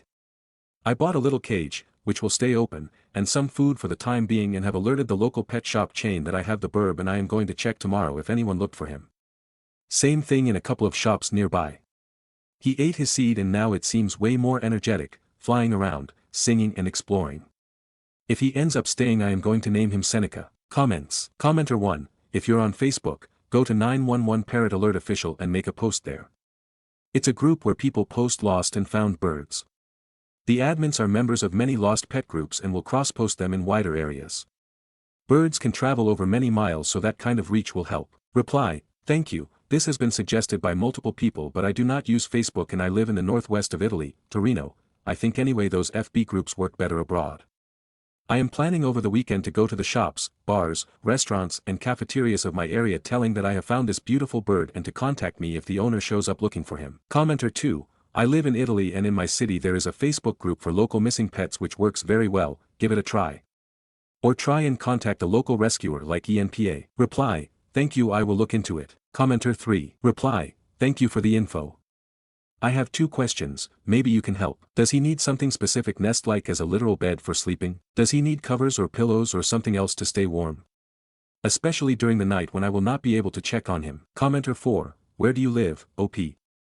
Since you said bird may be domestic, just wondering where these beautiful birds are local. Reply, sorry, English is not my first language, probably I meant domesticated. These burbs are not native of my area, northwest of Italy, Torino. Update 2. Since I've seen many people worried about the original owners, I want to make clear that my intention is first to look for the owners for at least 1 week. If after that no one asks for him I think I will keep him, and that would mean that I would buy a huge luxury cage for my feathered friend. Comment. Commenter, you wrote that you are in Italy, maybe check the regulation around parrots there. I think that in Germany you should at least have 2, since they are social animals, but I don't know if that is an EU regulation. Reply, I do not know the regulation at the moment but I honestly do not think there is such a regulation here, most likely a guideline. Anyhow, my intention is to wait a few days before starting to consider him a permanent roommate. Once it is established I will buy a huge cage and will look into finding him a buddy, check up at the vet and so on. Update 3, the first night is past. When I woke him up removing the sheet he chirped and started eating, while I was making coffee. Afterwards I opened the cage and he flew on me, explored a bit my shoulder, my beard and my hair, dreadlocks, and now is napping on my wrist. Today I will check again local shops and make a few calls to exotic pets vets to check whether anyone asked for him. Burb Day 2. Update, this fella arrived on my balcony and now we are friends. Hi everybody, I am updating in a new post to put some more photos and to expand a bit. Basically the weekend went great. I purchased a couple more things for his little cage and he is enjoying it, like the rope perch. I put an old sock inside as a plaything but it seemed to me he was attacking it, so to let him relax I swapped it worth a piece of paper. We'll see what will come. We have a lot of fun together. His favorite thing to do is sitting on my shoulder playing with my hair, sometimes deafening me with a chirp just beside my ear. In the morning when I open his cage I sing to him who let the burb out, hoo and he sometimes answers vocalizing a bit, very cute. But the cutest thing is that he loves cuddles and scratches. If I extend a finger to pet his head he lowers his head to have more and closes his little eyes in bliss, too cute. He is also a bit of a weirdo. For example, when he roams freely sometimes he takes little strolls on the floor and to my inexperienced eye a walking bird is hilarious. In the photos you can see the food I am giving him with ingredients, so you can suggest me anything better if needed. I also try to give him fresh fruit but this cute dude seems to like only apples and just a little bit carrots. I have tried with bananas, strawberries, blueberries. He seems visually upset by the berries. On the previous owner's hunt no updates, no one in the neighborhood has info. I even created a FB account to scan local lost pets groups and no one is looking for a lovebird. So the plan is to look for the owners for a few more days. Luckily in 1.5 months I will move to an apartment that's double the size of the current one and there I want to buy a luxury cage, huge one. Do you have any specific suggestion? Also, I have received different opinions whether to adopt another one or not. I understand that they are social birds but some people stated that if I miss for work he will just get used to it as a routine. Last but not least important, I am moved by all the kind replies to the original post and even DMs giving tips and telling me I am a good human being. I shed a tear, since to me it has literally just been natural and spontaneous to care for him. We'll update again. New images. Image 1, bird nesting in OOP's hair. Image 2, perched on the computer. Image 3, perched on the TV. Image 4, cage. Image 5, close-up of burb. Image 6, perched on OOP's shoulder. Comments. I managed not to post the food picture. Here it is in the link food stats. Hey there, I am replying because this is a common concern, but I have written both on the OG post and in this one that I am actively looking for the previous owners with no success, both by word of mouth and on Facebook groups. If no one asks for him I will just keep him. Commenter. I have asked to all shop, including the local pet store chain, bars, supermarket in my neighborhood to spread the word and to call me if anyone asks for a lost parrot, called the, as for my findings, only exotic vet of the area and created a Facebook account to check lost pet groups of the city and nothing comes up. If the owners show up though I will give them the burb, but I will stop looking for them in a few days. Parrot. Commenter. It's hard to believe nobody is looking for a bird as sweet as this. Really hoping it wasn't a released bird because somebody no longer wanted to take care of him. If that is the case at least he found you. Reply. I was thinking maybe some old folks passed and their relatives freed him. Bird's name. His name is Seneca, like the Roman philosopher and play-writer. To another commenter. His name is Seneca, often called Senecino since it's small. Commenter. Just throwing this out there, while leaving the cage open for him to roam is great, do not leave it open at night. Open cage sleeping has a lot of risks and he could severely injure or kill himself if left unattended while you are sleeping. Similarly, don't snuggle with him in bed and fall asleep with him. Birds have died by being rolled onto because they are fragile and can't fight their way out from under you like a dog or cat. Reply. Thank you. Multiple people gave this suggestion. Honestly, one of my first thoughts was to doze off with him on me. It's easy to see once you pointed it out how it can be very dangerous. He's free roaming only when I am awake in the house. Commenter. Needs a much larger cage.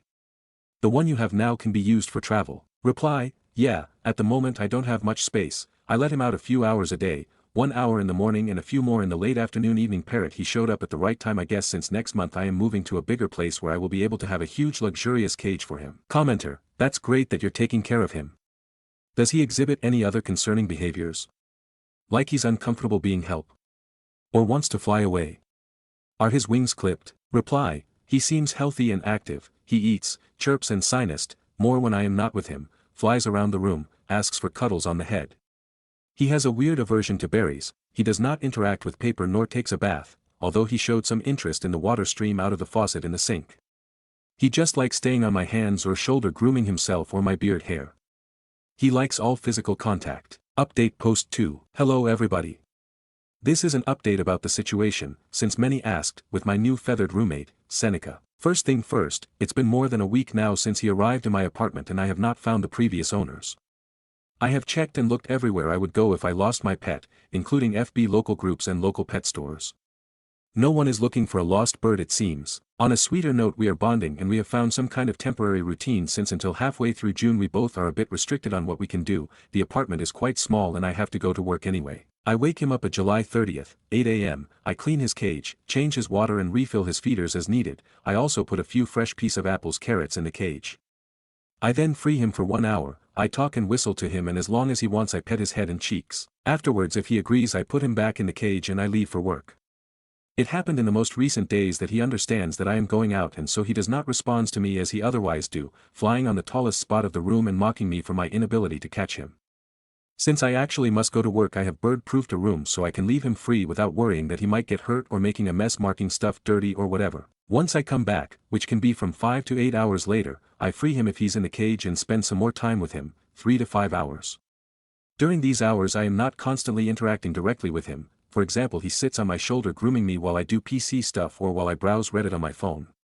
I have found a little game to play with him. He likes to bite the band of my watch, so I hide it to him and he looks for it or I move it around so he chases it. I then put him back in the cage at 7 p.m. and I reduce the light in his cage partially covering it.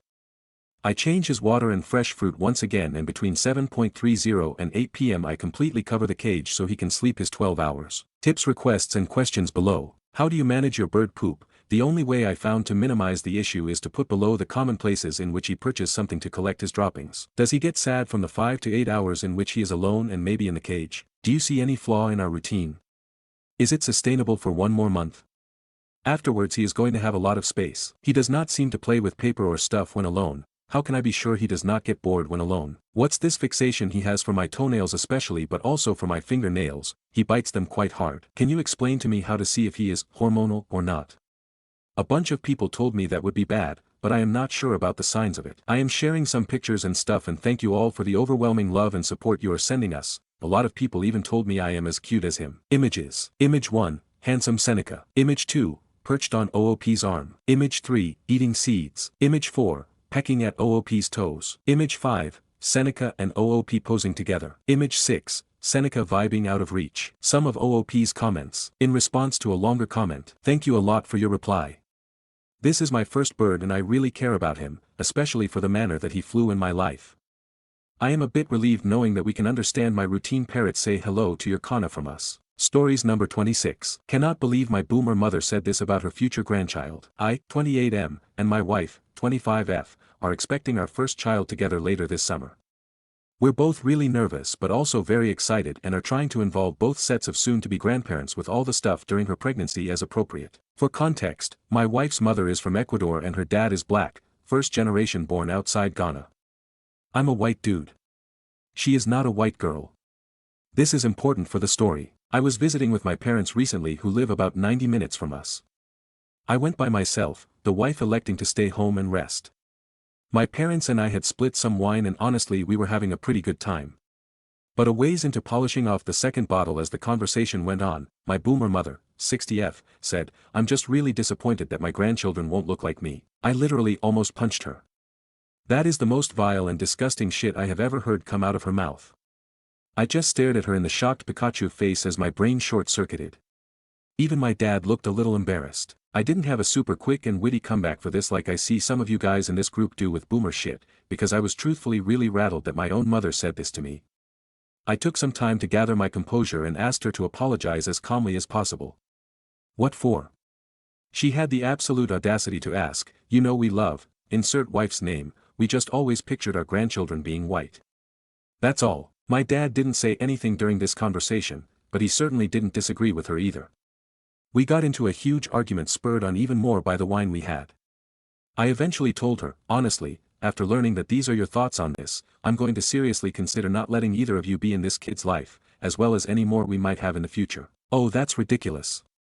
Why are you overreacting? You can't do that. She shouted, the narrator voice announcing this is the moment she realized she fucked up. We're their family. I ended up leaving right then, telling her before I left that being related to someone doesn't give you the right to do and say anything you want to with impunity. Now I'm super angry at myself for driving home with more wine in my system than I should have. Nothing horrifying, 3 glasses in about an hour and a half, which is certainly 3 more than I should have had. I was just so viscously angry and so pumped full of adrenaline that I got in the car and went home without thinking. My wife is an absolute angel, didn't ask too many questions when I came back visibly upset. I told her my parents pissed me off and she just put a movie on for us and made some food. She's literally the best thing that's ever happened to me, and I can't bring myself to tell her what my mom said because I know my wife wouldn't be able to get over it. I certainly don't think I ever will. For the sake of my child who will be mixed, I'm considering cutting contact with my parents completely, in particular my mom, but they're a package deal. If that seems extreme, this isn't the only time my mom has driven a nail into my skull with her narcissistic boomerisms. This was kind of just the nail in the coffin.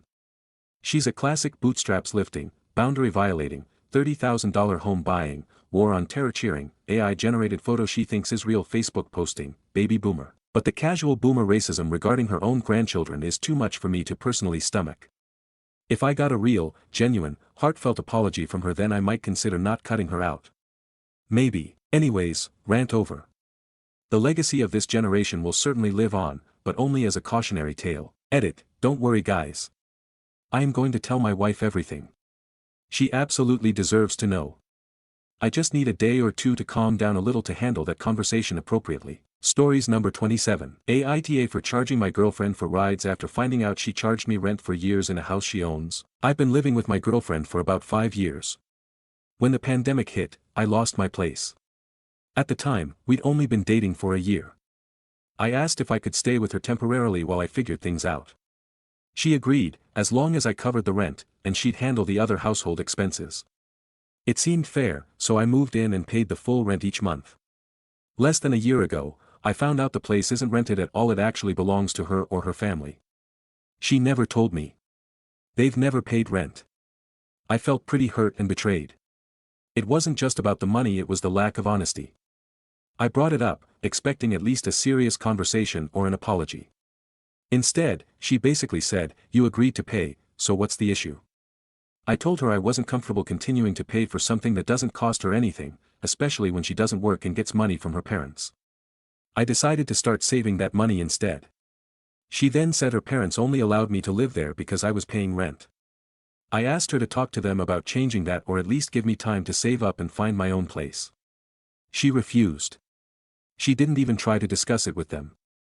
After that, I started making jokes whenever she asked me to drive her somewhere. I'd say things like, "That'll be $5, or your Uber has arrived." They were just jokes. I wasn't actually charging her, but it was my way of poking fun at the situation. She didn't take it well. We had a big argument, and I told her that if she could charge me to live in her house, I could joke about charging her to use my car. Since then, things have been tense. She stopped talking to me, started cooking just for herself, and pretty much ignores me. A few weeks ago, she felt sick late at night and didn't tell me anything. She just called an Uber and left. I only found out afterward. I told her she should have said something, but she didn't seem to care. Now I'm sitting here wondering if I was out of line. I still feel like I was taken advantage of, but maybe the jokes were too much.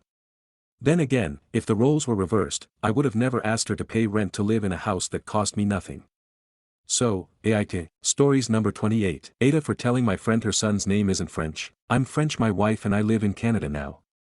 My close friend, Emma, is Canadian and has always been fascinated by anything French, my accent, culture, even my name. Emma recently had a baby boy. Months before he was born, she told me she picked a French name for him and couldn't wait for me to hear it. Later, her husband privately told me the name, and I mentioned that it wasn't actually French. I also noted that the middle name had a spelling never used in France. He said they'd been arguing about it, and she wouldn't listen. When the baby was born, she proudly announced the name, saying it was inspired by me and my heritage. The name and spelling were printed on a big sign. Her husband told her to stop calling it French, and I backed him up. I told her the first name was actually Italian, and the middle name had an Americanized spelling. She got really upset, insisting it was all French and that French and Italian names are basically the same. She accused me of ruining the moment and said I was rude for correcting her. Now she's mad at me and her husband, and people are calling me a jerk for saying the name isn't French. Stories number 29. Aita for not asking my daughter to sleep on the couch. I have two kids who have different moms. My son who is 38 and has a 17-year-old son Kai. My daughter Delia who is 16. A while ago I inherited a house from my own dad. It's next to a beach and perfect for vacation, so I decided to go there for the weekend and invited my son and his family to also join us. The house has 3 bedrooms. My wife and I took one room and gave one room to Delia and the last room to my son and his family. They arrived and asked where their rooms are. I told him that there is only one room for them and they can do what they want with it. One of them can also sleep on the couch if that's what they prefer, but the room has enough space for all of them. He said okay, then Kai and Delia can take turns sleeping on the couch and the other one gets Delia's room. I told him that this is not up to him. He said I'm showing favoritism. I told him that I gave each one of my children a room, so no, I'm not. Delia is the same as him, not the same as Kai, and my child is my priority, just like Kai is his priority. He thinks I'm an asshole. Stories number 30. Aita for kicking out a crying baby from my wedding. I, 29F, and my husband, 30M, got married a little less than a month ago. We are currently dealing with a lot of angry family members for what we did at our wedding. We originally planned a child-free wedding, and we informed all our guests that we will not have anyone under the age of 12 attend our wedding. My husband and I both have pretty large family, and being that we are the youngest of our generation to get married, most of our cousins had kids, under 12. Too many people complained and declined our invites, so we had no choice but to change our policy. Plus, my parents were upset to hear that there would be no kids, so as a compromise, they offered to pay the additional cost of meal and seating for kids to attend. On the new wedding invite, we made it very clear that kids should remain seated and quiet during the actual ceremony, but they were free to behave however they like outside the ceremony and at the reception. We even asked for parents of young children to temporarily excuse themselves if need be. This worry was coming from my cousin's wedding a few months ago. As she walked down the aisle, 3 young children ran up to her and started tugging on her dress. The parents unfortunately thought it was cute and asked my cousin to include them in the ceremony. Later that night, there were so many injuries to children because a few parents got drunk and could not handle their kids. We just didn't want a repeat of that. I know my family, and he knows his family, and we both have family members who unfortunately cannot control their own children. Anyways, it's day of the wedding and everything was going smoothly. My husband and I actually had our friends play bodyguard and keep an eye out for children interrupting the ceremony. Again, I want to emphasize that we just wanted order between me walking down the aisle, to saying our vows, and getting married by the officiator. That would be maybe 20 minutes. All other times, we understood that kids will be kids. In the middle of my husband's vows, we heard a screaming baby go off. It was one of my husband's cousins. Everyone turned around to hear the noise. Thankfully, a friend of mine walked over to her and politely asked step away for the time being in return when the baby was calmer. My husband's cousin seemed irritated at the request and loudly yelled, "No, are you crazy? I'm family, I can't miss this." The baby kept crying and she refused to do anything. Unfortunately, what that had done was somehow tick off another baby in the crowd, and then we had two babies crying loudly. The other parents did quietly leave, but my husband's cousin stayed put and started shaking her head annoyed. We tried to continue the vows, but it seemed like the crying was getting louder, and it was mixed with my husband's cousin asking the people around her to mind their business and stop looking at her. My friends has enough, and they all sternly asked her to leave. The cousin then started yelling at my friends. This somehow turned into a huge discussion, but ended with the cousin storming off with the baby and her husband, and leaving our wedding early altogether. The rest of the line went somewhat smoothly, however, many people left early. My husband's aunt, mother of that cousin, also left, stating she felt disrespected for kicking her daughter out. She went on a rant on Facebook later about how we kicked out family from our wedding, even calling me a bridezilla. Other family members tried to convince us that the mischief of children are half the fun of weddings anyways. It seemed like we set a bad precedent by publicly asking someone to leave our ceremony. That's why I'm asking, am I the asshole for kicking out a crying baby from my wedding? Stories number 31. Neighbors sending their relatives to my house to try to use my pool without my consent. Do not judge my paragraph formatting, please. Edited for some parts. One forgot to include. The front of my driveway has a sign that reads "Private property, no trespassing" as you pull up to the driveway. I have a fence up around my pool to keep out unwanted animals and intruders, with only way in is a key to unlock the gate. I have security cameras on certain places of the house pointing to the pool. Last summer while I was away, my phone alerted me my security camera had caught something. It was 3 kids that were in early teens and 1 adult trying to climb the fence to my pool. I immediately called the police and they told me they'd take care of it. The 4 didn't even attempt to leave, they kept trying to climb the fence, and the fact the tarp covering the pool, the only way to move it is a control button in my house. The day I get home, my neighbor, who must have been watching for my car, storms over and starts screaming at me, "My sister and her kids have a criminal record now because of you." I said, "So that's what my cameras detected? You should know my sign in front of my house says private property, no trespassing." She says she'll see me in court when their court date comes up. The sister pleaded in court it was a hot summer day and they wanted to cool down, so her sister insisted that they go use my pool, but to ignore the sign that said private property because her sister and I are good friends. My neighbor and I are not good friends. I explained to the judge I did not give consent for neighbor to use my pool while I was gone. The judge saw all the evidence needed, especially of the sign in my driveway saying no trespassing, and found the 4 in the family including my neighbor guilty of trespassing. Stories number 32. My balloons. Early to mid-2000s, my first real job was inside sales for a large corporation. It was a very outdated cubicle environment. My fellow salespeople were awesome, I'm still friends with some of them today. But, oh man, the middle management team, there was a caricature of incompetence. One week, they had this idea that they'd string up 3 yellow balloons on everyone's desk. Each sale you made, they'd pop one of your balloons. This way, near the middle end of the week, everyone could see who was struggling to meet the goal. Some people who didn't close any deals were really embarrassed and upset. It was like a scarlet letter, but yellow balloons instead. So, the following Monday when the balloons were back up for everyone, I took out packages of yellow's balloons I had purchased and started blowing the up and filling up my cubicle with them. I had them taped all along the walls, etc. My whole space was yellow. One of the idiot managers came by and asked what I was doing. I explained that I just really loved the yellow balloons and decided to bring my own to decorate my space even more.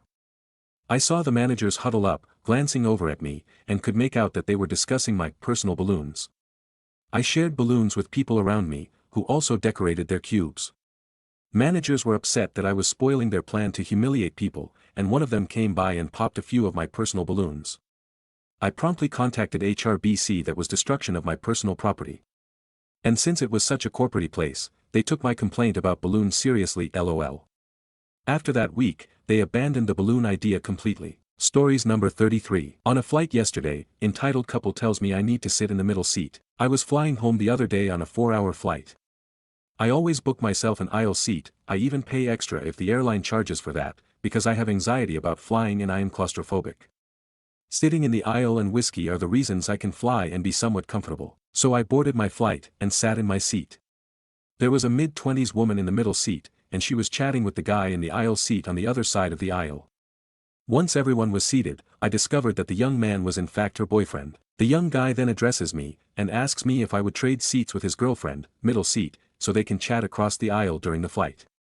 I tell him I can do him one better, and I'll trade him my aisle seat for his, so he can sit right next to her.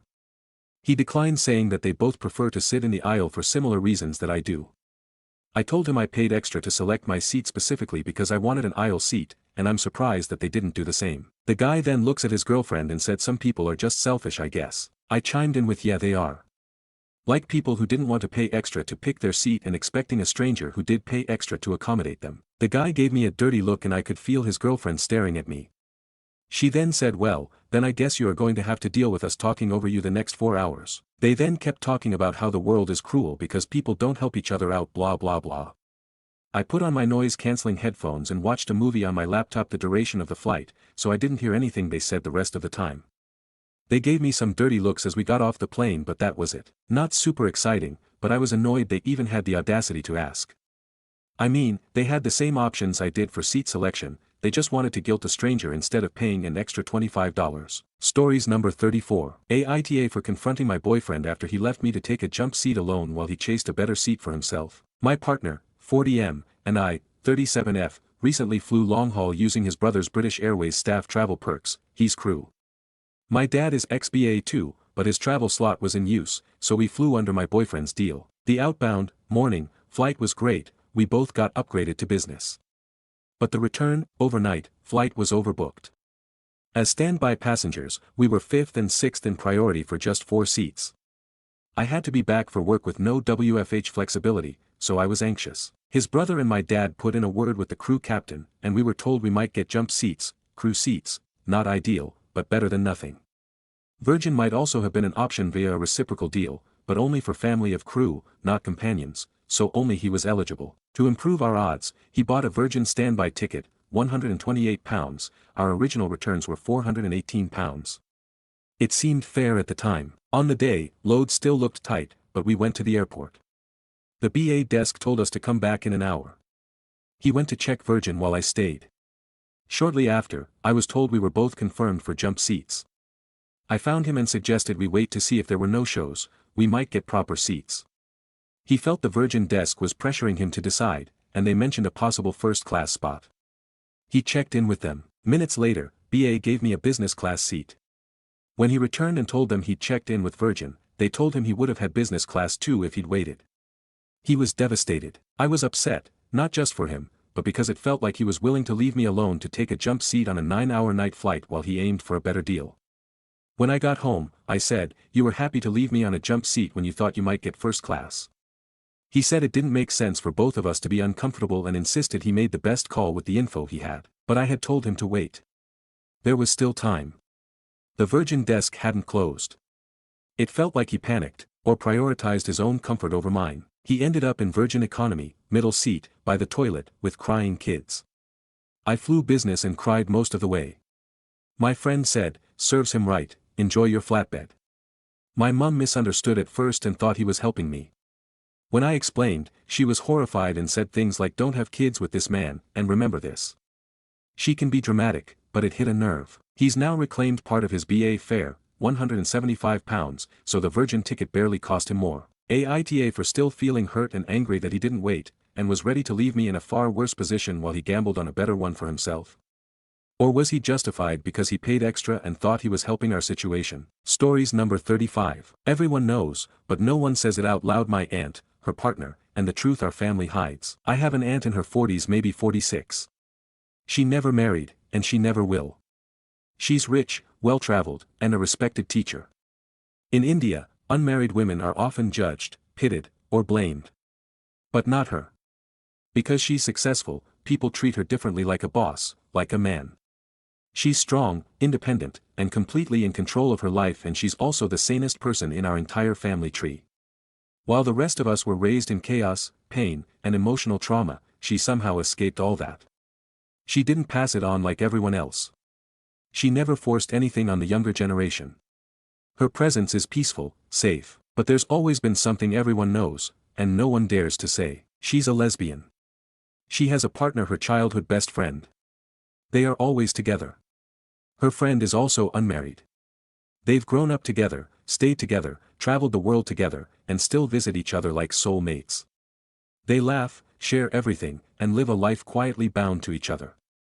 Everyone in our family knows they're a couple. That they're more than just friends. But the family insists otherwise. If anyone brings her up, the answer is always the same: they've been best friends since childhood. And we're expected to move on, but me, my siblings, and cousins, we see the truth now.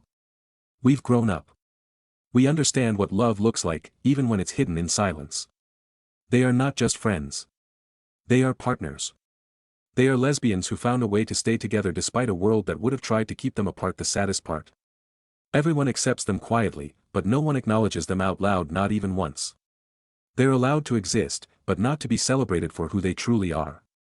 I often wonder if one day, someone in our family will have the courage to say it openly: they were lovers. They were brave. And they built a life together full of quiet strength and love, even if no one ever said the word lesbian. They deserve that recognition. They always did. Stories number 36. Relatives offended because our wedding made them feel cheap. Just got give some context. My wife and I are very fortunate to both make six-figure. We had also lived together for a year before our engagement and wedding, so we already had all the household stuff we needed, and didn't really feel like we want to ask for more. So for our wedding, we purposely didn't have a registry, and in our invitation, we specifically said gifts are not required, your presence is the greatest present. We did also so to minimize the expenses for our guest, hoping as many of our friends and family would come and celebrate with us as possible. We do have a card box at the reception table, for guests to write well-wishers and slide their cards in. Apparently some of my wife's relatives thought it was a subtle way to ask for money. It wasn't, so they felt obligated to put cash and checks in the envelopes. Afterwards, my wife and I overheard them complaining to my MIL that it made them felt cheap, like the wedding was a fundraiser, or a transaction. My wife almost bursted into tears, so I stepped over and clarified that money was not asked or wanted. I offered to give them their envelopes back so they could remove their money. They refused, since what's done is done. Made the entire wedding awkward, for us and them. Other folks had zero idea. Made me feel like no good deeds go unpunished. Stories number 37. Don't let us stay in your Airbnb after accepting our booking. Fine, get banned from the app then. Read a very similar story to this, even down to the city and occasion, so I figured I'd post mine here too. In around 2019 I had a friend coming to visit for Paddy's Day. Now I'm Irish, but he's actually from Hong Kong. Given that I'm local, I said I'd take care of booking accommodation, etc. I went on, and of course as usual everything was like $50,000, welcome to Dublin. Obviously things were maxed out due to it being Paddy's weekend. But I found one spot in Blackrock, which isn't in the city centre but is only a few stops away on the DART, Dublin Area Rapid Transit, that was going for €68 per night. I booked it right then and there. The following morning I got a notification from Airbnb saying the host wanted to up the price by €288.28, and if I would accept that. I clicked no and figured, hey, he's already accepted our booking, I don't have to say yes to this. I waited the few weeks until the weekend in question, and then it came. My friend landed at Dublin Airport, we made our way to Blackrock, got to the door, rang the doorbell, and nothing. There was no car in the driveway, nobody was home. We hung around for 40 minutes until the host arrived, and he wouldn't even look us in the eye. I said, hi, we've a booking to stay here this weekend. And he mumbled something about how no one was staying there, sorry, and he went inside. Well, I got straight onto Airbnb. They offered us our money back, and I said no, that's not good enough, everywhere else is $50,000, what are we going to do with €68? So they offered us double, and I still said no, we need a place to stay. So they booked us into a lovely house elsewhere that was closer to the city center. But that's not all. I made an official complaint about the host and how he screwed us over, and they booted him off the app. For trying to fleece a couple of 20-something lads, he had to stop renting his place out entirely. I'm a petty guy, so every couple of months I randomly think about this and check to see if he's back online yet. As of May 2025, he's still not. So I've cost him over 6 years of Airbnb rent, and counting. You love to see it. Stories number 38. Got my inheritance from my dead pervert grandpa, on top of the world. Just left the bank pumping my fists. I put up with that creep as a kid for this very reason. I didn't want to jeopardize my future and destroy my family and make my parents feel guilty forever. And now it was all worth it. Maybe it's not a huge inheritance compared to others, but I grew up pretty poor, so this is life-changing. Depositing $50K all at once felt better than any high. Fuck my grandpa, he beat the shit out of my dad his whole childhood and ruined my relationship with my body and trust in men. Of fucking course he was a pastor military man with 4 kids and a dog. But he's dead now and I'm never visiting his grave. I worked my ass off and barely spent a penny, other than my car and presents for others. BC my love language is gift giving, until I turned 20 and moved out. I literally already had a ton in savings. Fuck. I could put a down payment on a house right now. I have heavy imposter syndrome, but looking at my bank account right now I can't help but think I deserve this, as stupid as that sounds. Stories number 39. I told my wife I threw away our son's baby clothes. I actually kept them in a box I can't open. Our son died at 10 months old from SIDS. No warning, one morning he was just gone. My wife was inconsolable, and so was I. We grieved together, but differently. She needed to erase everything. I understood. It was her way of surviving. She asked me to throw away all his clothes, toys, his little socks. So I did. At least, I told her I did. But I didn't. I packed them into a moving box, labeled it something boring like Christmas decorations, and shoved it in the back of the attic. I haven't opened it in 5 years. Sometimes I think about it. Just knowing it's there is enough to make me cry. I don't want the stuff. I just can't bear to really let him go, and I'll never tell her. She made peace in her way. This is mine. Stories number 40. AIO for snapping at my MIL after she called my baby too dark for our family. My husband, white, 33M, and I, mixed, 30F, had our daughter 5 weeks ago. She's beautiful and healthy and she has my darker complexion. His mom has been weird about it. At first it was subtle, she'll lighten up or must be the lighting. But last week she held the baby and said, she doesn't look anything like our side. Are you sure she's ours? Followed by a laugh. I took my daughter back and told her, very directly, that if she made another comment like that, she wouldn't be around her granddaughter. She acted shocked and said I was accusing her of being racist over a harmless joke. My husband supported me, but now the extended family is buzzing and saying I'm overly defensive and reading too much into things. Am I overreacting for laying down a hard boundary? Stories number 41. Shut it all down now. Sure, no problem. So I worked at a restaurant movie theater as a dishwasher that was open really late sometimes. Most nights that I closed I had to wait to turn off, drain and clean out the dish machine because it took a little for the busser to collect every dish from every theater. This guy was buddy with management and treated me and other dishies as below him. More often than not I would be told this should be the last of it by someone bringing dishes late, but it was never true. I got in the habit of asking if they're sure or if I should wait. Well, this particular night he wasn't feeling very patient, and when I asked if that was really everything, he cut me off saying shut it down now. Before quickly leaving the kitchen. It seemed too early in my opinion, but hey, he seemed quite agitated and I wanted to go home. So I drained the machine and cleaned it out, then shut down the rest of the dish pit. By the time I was done and the manager was checking me out, I see him meekly bagging up 2 full bus tubs of dishes. Dude never even made eye contact with me again while I worked there. Stories number 42. You want pants at thighs and full visibility? You got it, chief. Got called in for a random urinalysis this week at Naval Submarine School. No big deal, these happen all the time, and I'm clean. But the procedure this time was extra. We were herded into the urinalysis office, and the male observer gave a very clear and strict briefing. Pants and underwear down to mid-thigh. Shirts held up above the belly button. We need full visibility. Okay. Roger that. But here's where I decided to add a little flavor. When it was my turn, I stepped into the stall and had to pee, but nature decided to throw in a plot twist. I had to go too, and well, rules are rules.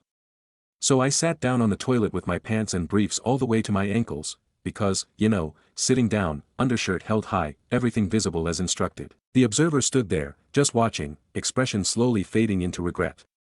Dude had to maintain eye contact with the goods the entire time while I took care of business. He didn't say a word. I handed him the pee cup when I was done, mission accomplished. Hey, I followed every instruction to the letter. Stories number 43. Aita for exposing my sister's fake cancer to our parents after she refused to come clean herself. I, 34F, just found out that my sister, 31F, who has been telling my whole family she has cancer for the last 8 months, has been lying. She shaved her head, said she was doing chemo, and had our parents move in to help her through treatment. I started to have doubt when, besides also staying out late relatively frequently, she would never let anyone attend appointments with her, and she clearly had way too much energy for someone going through aggressive chemotherapy. Last week, I ran into the office manager of my sister's oncologist at a coffee shop, small town. I casually mentioned my sister, and the office manager was confused. She had no idea who I was talking about.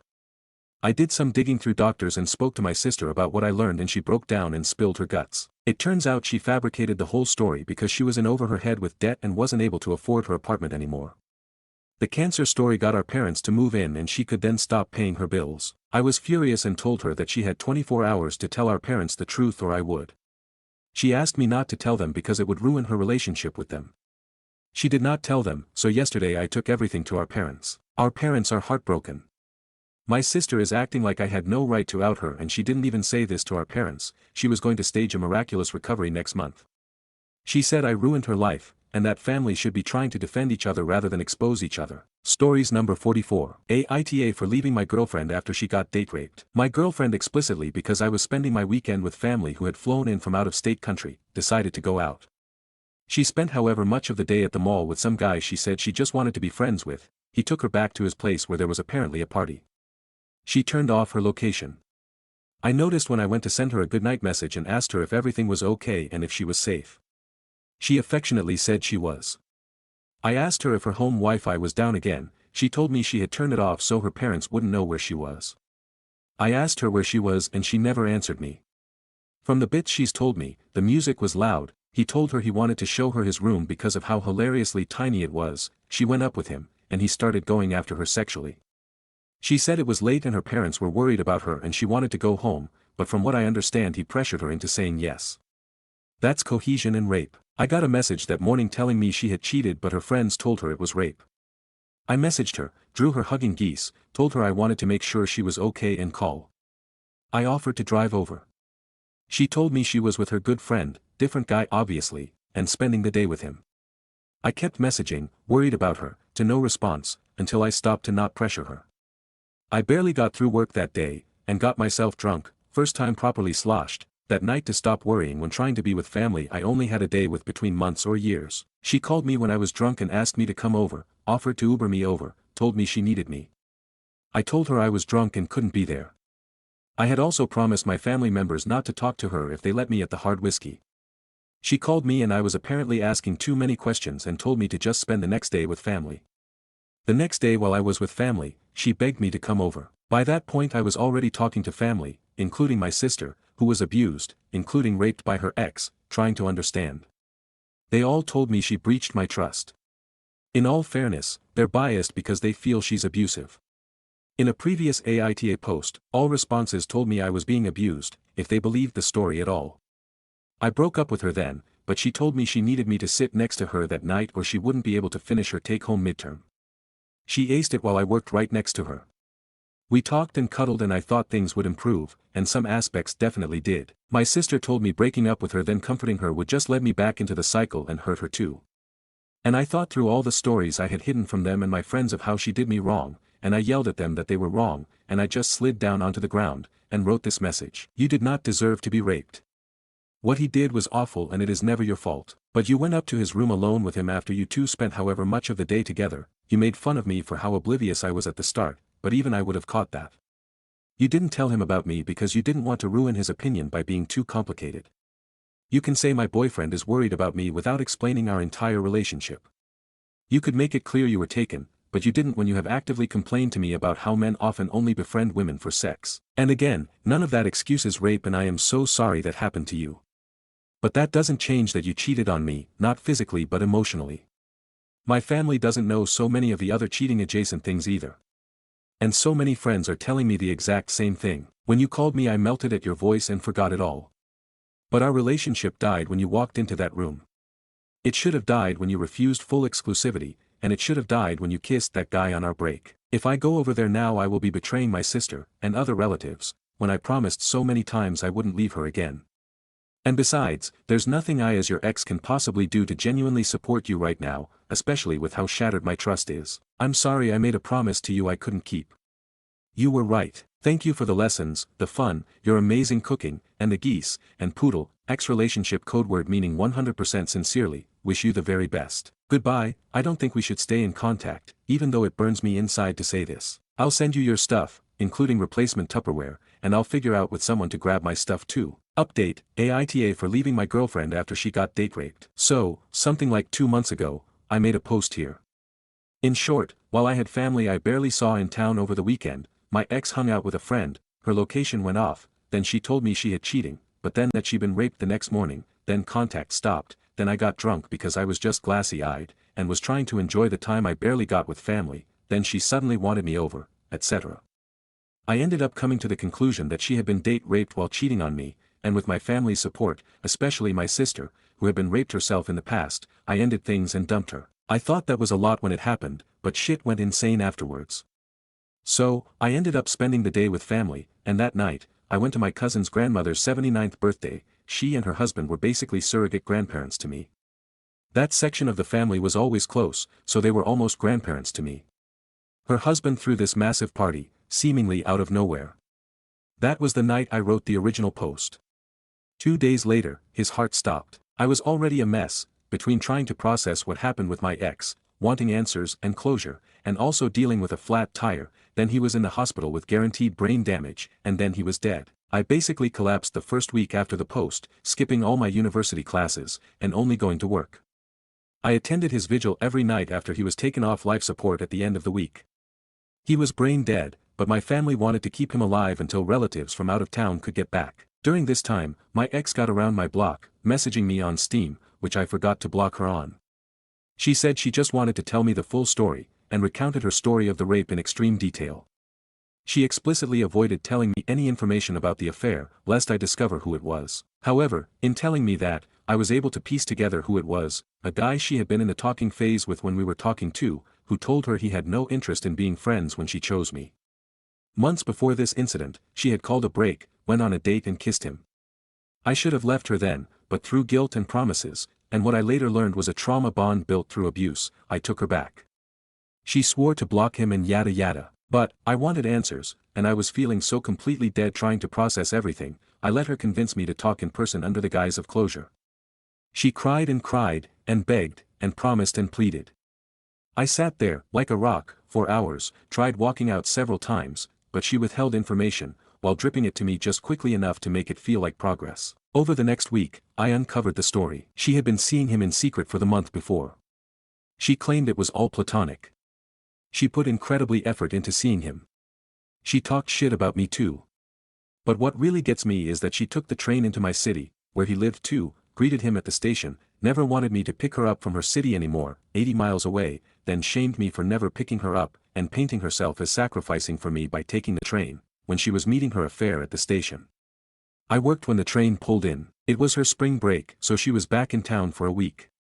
She love-bombed me for that whole time, presented herself as a safe harbor in the emotional storm she caused. I was 3 weeks behind on my classwork by then, and I was only able to be productive around her, so I stayed there to stay afloat, falling into her hoover. But, then I saw her promises be broken, I saw the mask begin to slip, and I started collecting my stuff so she could not keep it hostage. I began mentally preparing to leave.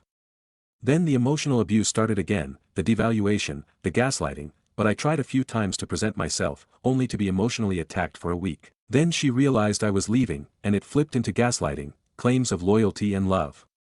I remember sending this when she claimed I was presuming to know her mind by saying she didn't love me nor was loyal to me. I'm not a mind reader, but, if your brand of loyalty involves betrayal and cheating repeatedly, I don't want that loyalty. I ended up aggregating every letter I never sent her into a 43-page document.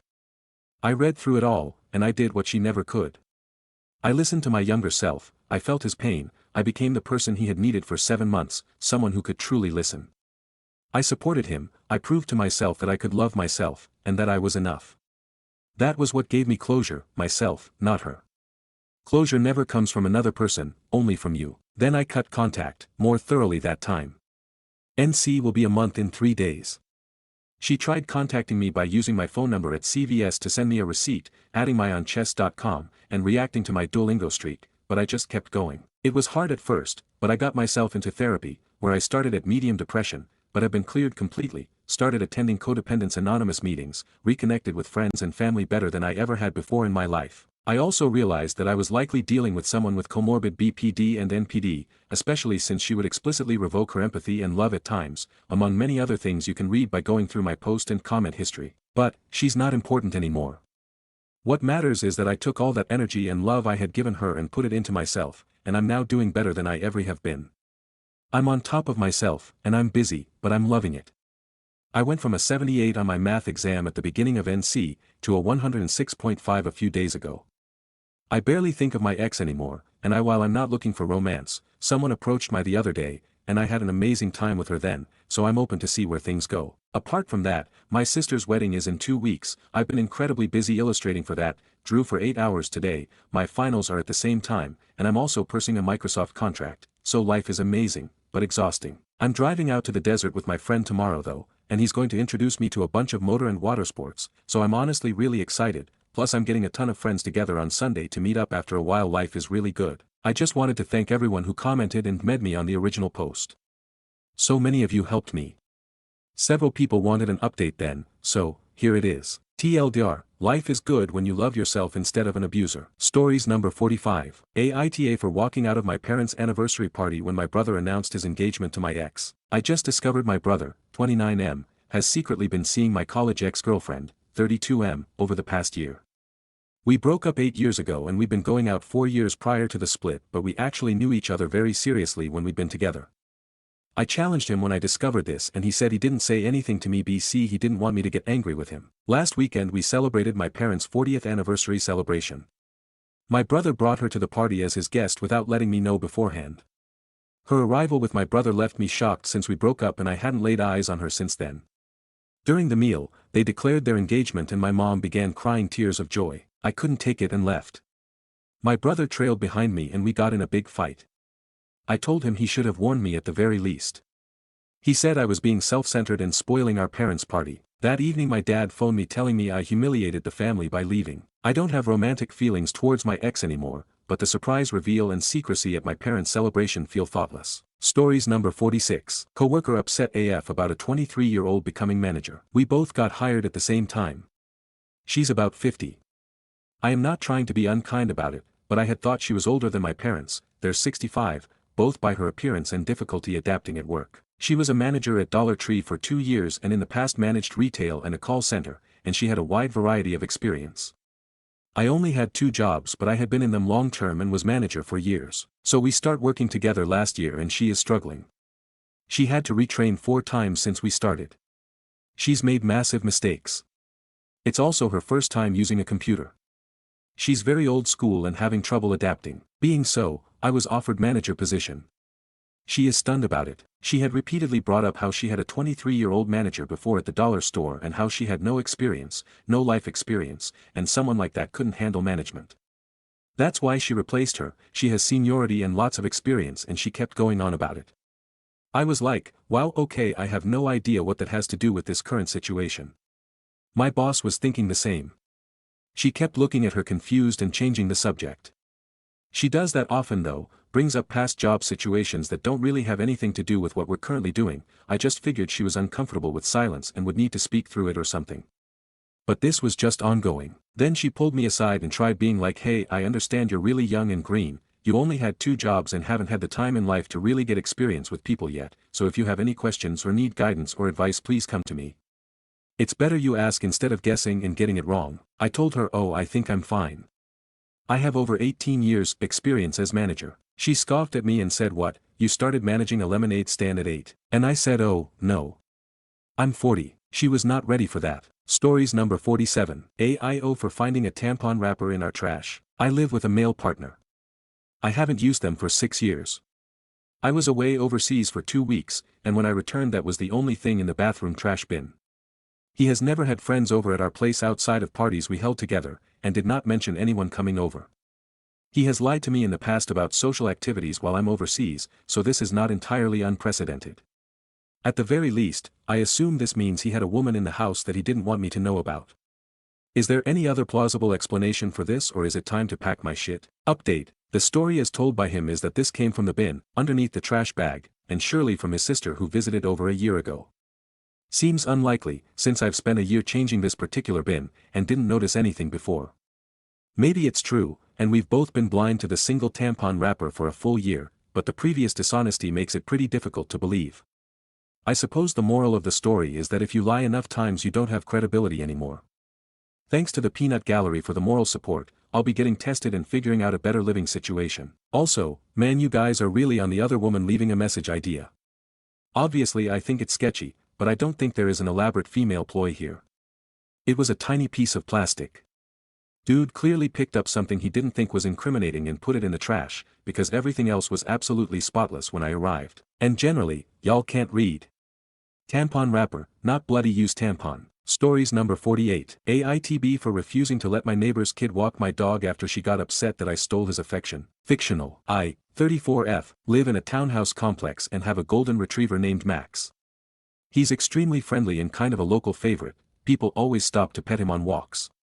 There's a neighbor kid, Liam, around 10, who really bonded with Max and used to come knock on my door a few times a week asking if he could take Max for a walk. At first, I let him, always supervised, short walks, and I was happy to encourage a love of animals. But then I noticed Max started getting really anxious after walks with Liam, he'd come back pulling hard on the leash, panting, and super jumpy. I gently told Liam's mom, who's very sweet, that I was going to hold off on letting him walk Max solo for a while and stick to us walking together or quick visits in the yard. Well, that apparently didn't go over well. A few days later, Liam's mom confronted me and said I was breaking her son's heart and that I led him on emotionally by letting him bond with Max and then pulling away. She accused me of being selfish and cruel and said I was using her kid for free help and then dropping him. I honestly just care about my dog's well-being, but now she's made me feel like I handled this all wrong. Stories number 49. My 30M girlfriend, 26F, is extremely angry at me for my past. Can I do anything? I only started having sex at 28. After spending 10 years trying and failing to get it the normal way, I finally paid for it at Amsterdam. 30 times no less. I only did it to gain experience so I wouldn't disappoint a woman in bed. I'd say it helped, I learned a lot from the experience and I wasn't worried about disappointing my first girlfriend anymore. I kept silent about it and only told one of my friends. Unfortunately, he clearly didn't know how to keep his mouth shut and word got around. My girlfriend knows somehow, she won't reveal who told her. All I know is my friend told his brother and I doubt his brother told her, so it's been going around. Girlfriend is very angry with me and she hasn't responded to anything for a week. She even blocked me on Snapchat. Is there anything I can do at this point? Stories number 50. Sellers refused to negotiate and we walked. Made an offer for a $950K home that had sat on the market for 3 weeks, with many comps sitting for 2 to 3 months. We went to both open houses and there was near zero traffic. No offers. Offered $930K with $10K seller credits because the seller kept appliances. They countered and we landed at $940K 10K credits. Inspections came back with some minor mold, minor pests in the crawl space, but 2 majors. Roof required 3 to 5K of repairs to certify for 2 to 5 years and HVAC was near end of life, and hadn't been serviced in over a decade. We found out through this process that the owner had rented the home and it was basically an investment property. My wife and I loved the home, but seemed financially idiotic to sign up for replacing a roof and HVAC in 2 to 5 years. This was close to our dream home. Perfect schools, amazing setup. First of 15 homes my wife and I both loved. We came back and offered $10K more in seller credits, and $10K off the sale price. Essentially, asked for them to cover half the roof and HVAC replacement required in the next few years. Seller got angry. Didn't counter, just asked to terminate. Our relator said it was one of the angriest calls she'd gotten and the seller basically said we're assholes that couldn't afford the house. Listed the house the next day for $930K. Multiple comps dropped to $900 to $920K. Now off market, looks like they're listing for rent. This just seems like lunacy to me. Seller has basically backed themselves into replacing those expensive items on their full dime. Secondly, why in the good fuck wouldn't you at least take a shot at a counter? Light at the end of the tunnel, we ended up looking at an $850K home that I nearly dismissed out of hand as it was 800 square feet smaller than the previous house. Turns out this couple had remodeled everything top dollar, planning to stay in the house for years. Perfect house for us. Under contract as we speak.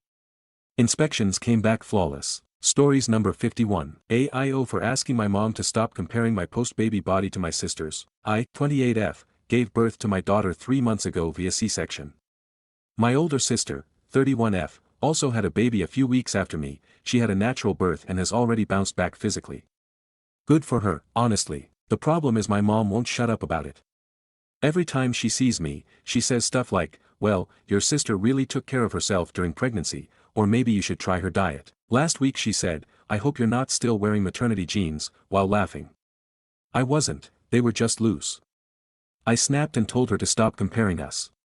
That I'm still healing, emotionally and physically, and her comments are cruel. She got really offended and said I was lashing out and projecting my insecurities. Now my dad is asking me to apologize because she didn't mean it. But I'm exhausted. Am I overreacting by being this upset over what she says?